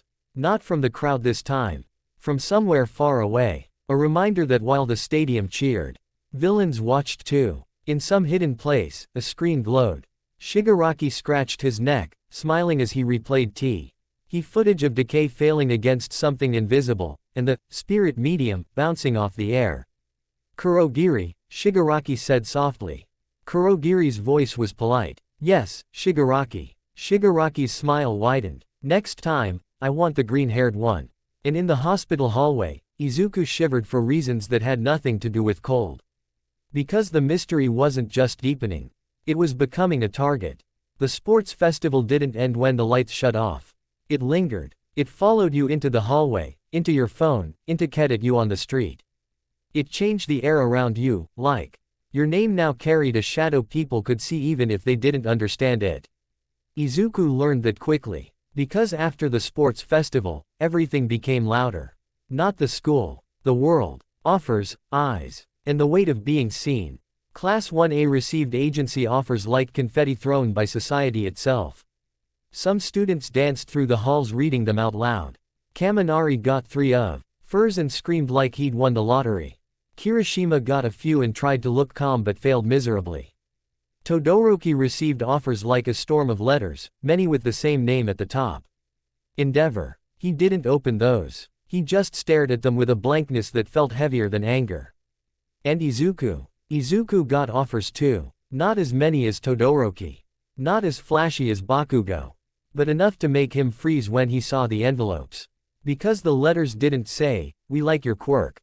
They said things like, "Your unique ability could be valuable to our team. Your defensive specialty shows promise. We're interested in your mysterious construct-type power." Mysterious. Construct. Unique. Polite words for we don't know what you are but we want to own it. Izuku stared at the letters at his desk, heart thumping. Uraraka peeked over. You got a bunch. Izuku squeaked. Not that many. Uraraka smiled. Still, people noticed you. Izuku's stomach tightened. Yeah. Bakugo walked past and snorted. They're curious about your freak trick. Izuku flinched. Bakugo's eyes flicked to him. Better hope your ghost doesn't run out when it matters. Then Bakugo kept walking. Izuku swallowed, forcing his breathing steady. Behind him, Hero of the Day stirred faintly, like it disliked Bakugo's words. Izuku whispered internally, ignore it. He picked his internship offer carefully, with All Might's quiet guidance. And Aizawa's suspicious but practical approval. He chose Gran Torino. Because if anyone understood weird training and tighter control, it was the old man who moved like a pinball and hit like a truck.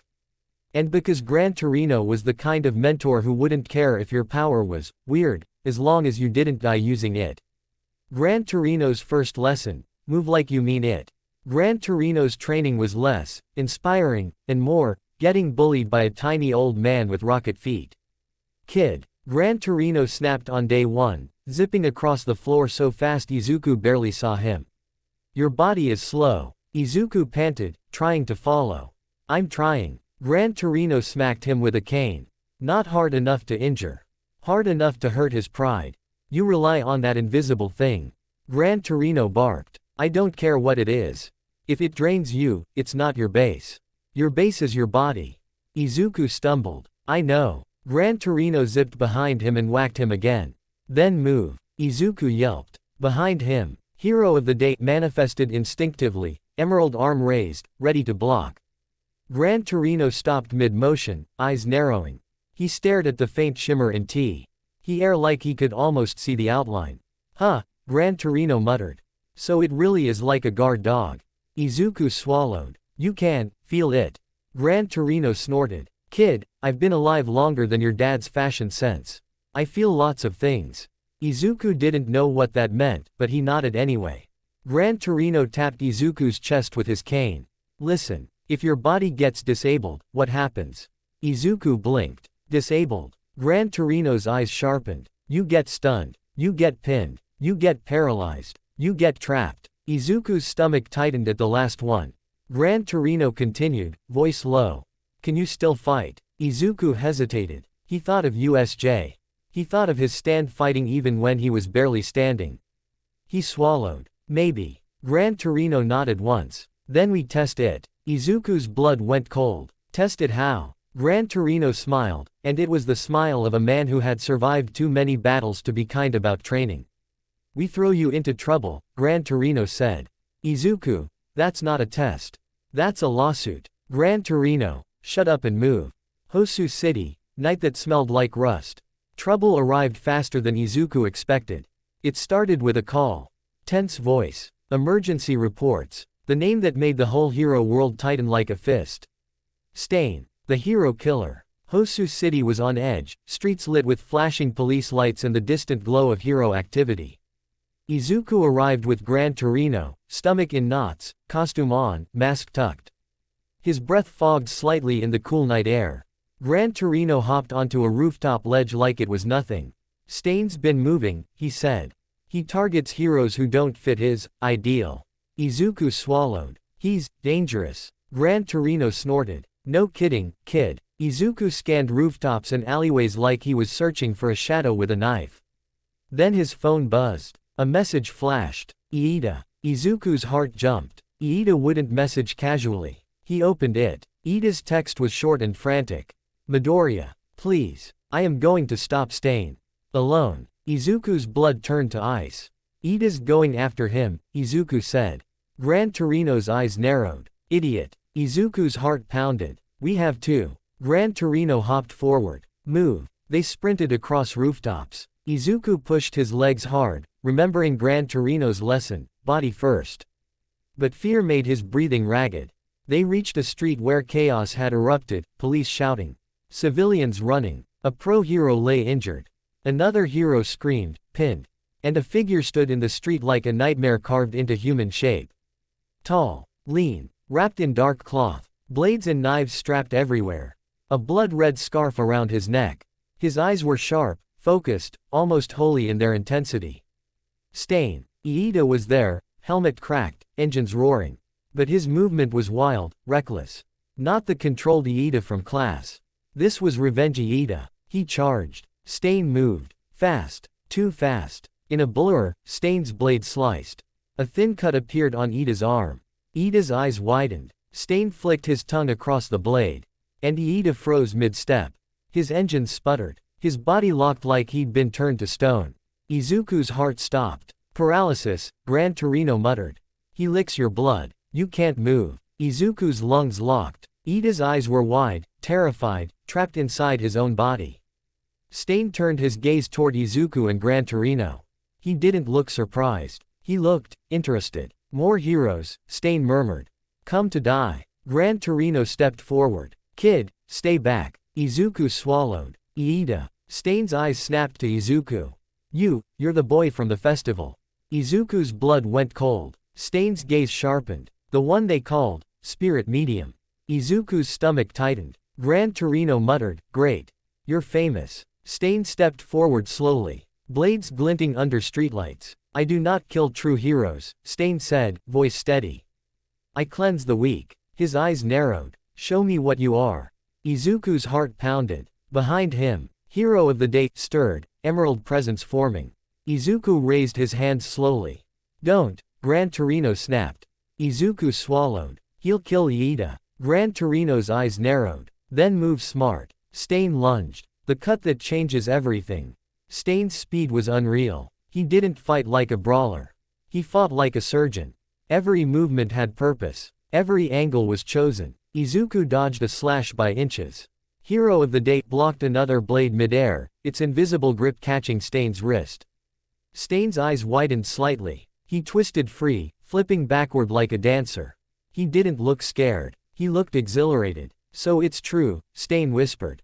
A spirit stand's BS breath came fast. I'm here to stop you. Stain's smile was thin. Then prove you deserve to. He attacked again. Izuku tried to keep distance, using hero of the day for short blocks and quick punches, nothing too draining. Gran Torino moved in bursts, rocket feet blasting, striking Stain's blind spots.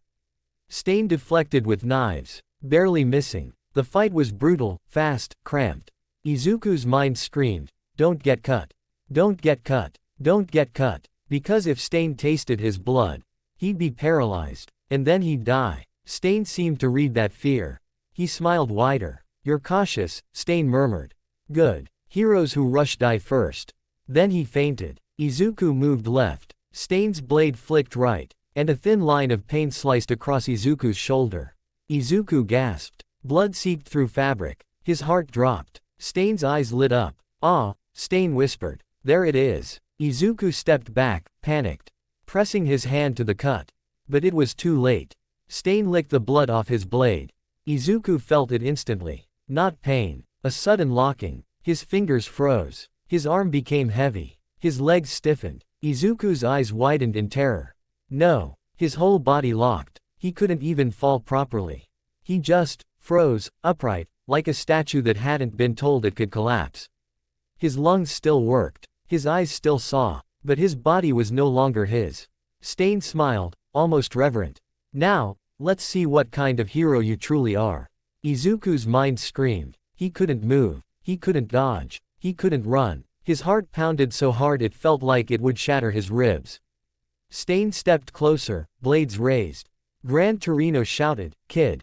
But Gran Torino was too far. Iida was still paralyzed, and Stain was about to strike. Izuku's brain raced. His body was trapped, but his mind wasn't. And hero of the day. Hero of the day was not his muscles. It was his will. Izuku's eyes narrowed. He couldn't speak, but his mind shouted the command. Move. Hero of the day erupted behind him. Emerald arms formed, stronger than before, like the stand itself was furious at the idea of Izuku being helpless. Stain's eyes widened. Izuku's body remained frozen, but the stand moved freely. Stain's blade swung toward Izuku's throat. Hero of the day caught it. Invisible fingers wrapped around steel. The blade stopped inches from Izuku's skin. Stain stared, shocked. This, Stain whispered. You can still fight. Izuku's eyes burned with focus. Hero of the day punched. An invisible fist slammed into Stain's chest, launching him backward. Stain crashed into the pavement, skidding. He rolled to his feet instantly, coughing. But his expression wasn't anger. It was awe. Her. Oh, whose spirit fights even when his body is bound, Stain murmured. Interesting. Izuku's body remained statue still. He could only watch through his own eyes as his stand took over like a guardian unleashed. And for the first time, the image was terrifying. A boy standing motionless, while an unseen force beat down a killer. Stain lunged again, blades flashing. Hero of the day intercepted everything. Catching wrists, blocking slashes, punching ribs, striking shoulders. It didn't fight like Izuku's body, clumsy and nervous. It fought like pure intent. Direct, efficient, protective. Stain's eyes widened as he was forced back. His blades clanged against invisible resistance. He tried to cut the stand. But you can't cut a will. Stain's grin turned wild. Yes, yes, this is it. Gran Torino slammed into Stain from the side. Cane cracking into his jaw. Stain staggered. Hero of the day punched him again, hard, sending him sprawling. Stain coughed, blood on his lips. He laughed. Even now, you're not weak, Stain whispered, staring at Izuku's frozen face. Not you. Izuku couldn't answer, but his eyes, still locked on Stain, said enough. Stain shifted his gaze to Iida, still paralyzed, breathing hard. Stain's expression darkened slightly. But him. Izuku's mind screamed, no. Hero of the day moved instantly, stepping between Stain and Iida like a wall. Stain's eyes narrowed. He raised his blade, and Hero of the day grabbed his wrist and twisted. The blade fell. Stain's eyes widened as the stand's fist drew back. Izuku's mind tightened. Non-lethal. Stop him. The stand punched Stain's stomach hard enough to fold him. Stain dropped to his knees, gasping. Then the stand struck the side of his neck, precise, controlled. Stain collapsed forward, unconscious. Silence hit the alley like a curtain. Izuku's body remained frozen. He could only stare at Stain's unmoving form. Gran Torino panted, leaning on his cane. Kid, Gran Torino muttered, eyes wide. That was terrifying. Izuku blinked, slowly. Inside, he felt cold fear. Because Gran Torino was right. To anyone watching, it looked like Izuku wasn't even moving. Like he was possessed. Like he was a puppet master. Or worse, like the spirit behind him was the real one, and Izuku was just the body. The paralysis ends. Minutes felt like hours. Then Izuku felt his muscles unlock suddenly. His knees buckled. He collapsed, catching himself with trembling hands. He coughed, breath ragged. Gran Torino grabbed him by the shoulder. Easy. Izuku gasped. I couldn't move. Gran Torino nodded, voice grim. But you still fought. Izuku stared at his hands, shaking. That wasn't me. That was. Gran Torino cut him off. It was you. Izuku looked up, eyes wide. Gran Torino's gaze was sharp. Whatever that thing is, it listens to your will. That means it's part of you. Izuku swallowed. Iida's paralysis wore off too. He collapsed to his hands and knees, gasping. His voice broke. Midoriya. Izuku crawled toward him. Iida, are you okay? Iida's eyes were wide and wet, shame and shock mixing. Iida choked. I nearly. Izuku grabbed his shoulder firmly. You're alive. That's what matters. Iida trembled. I was trying to kill him.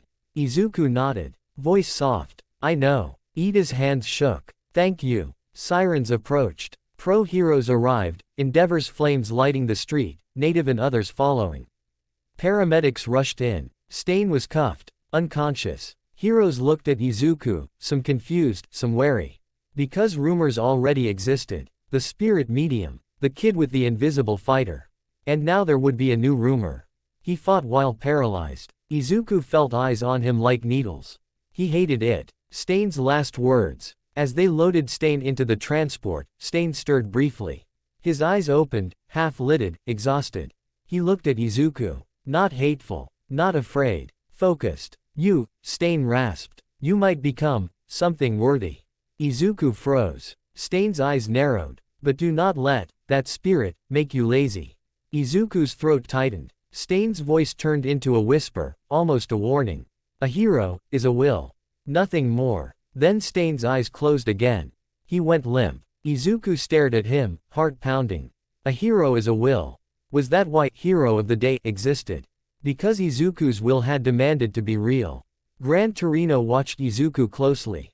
Kid, Gran Torino said quietly. Izuku looked up. Gran Torino's eyes narrowed. You just showed the world something. Izuku swallowed. What? Gran Torino's voice was blunt.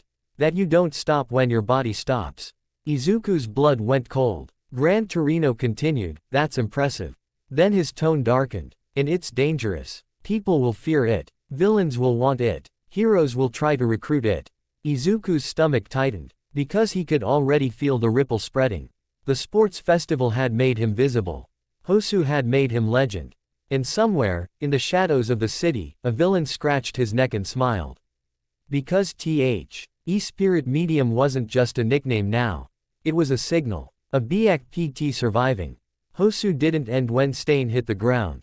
It followed Izuku home. It sat on his shoulders in the quiet moments between classes. It whispered in the gaps between footsteps in the hallway. It crawled into the way people looked at him now, teachers, students, even pro-heroes. Not admiration. Not exactly fear. Something in between. Like they were trying to decide if Midoriya Izuku was a hero in training. Or a phenomenon that just happened to wear a hero costume. And the worst part, Izuku couldn't blame them. Because he still didn't understand it either. Thanks for watching. That's it for today guys. I hope you all enjoyed this video. If you do, please leave a like, share, and subscribe. All Might nodded. You.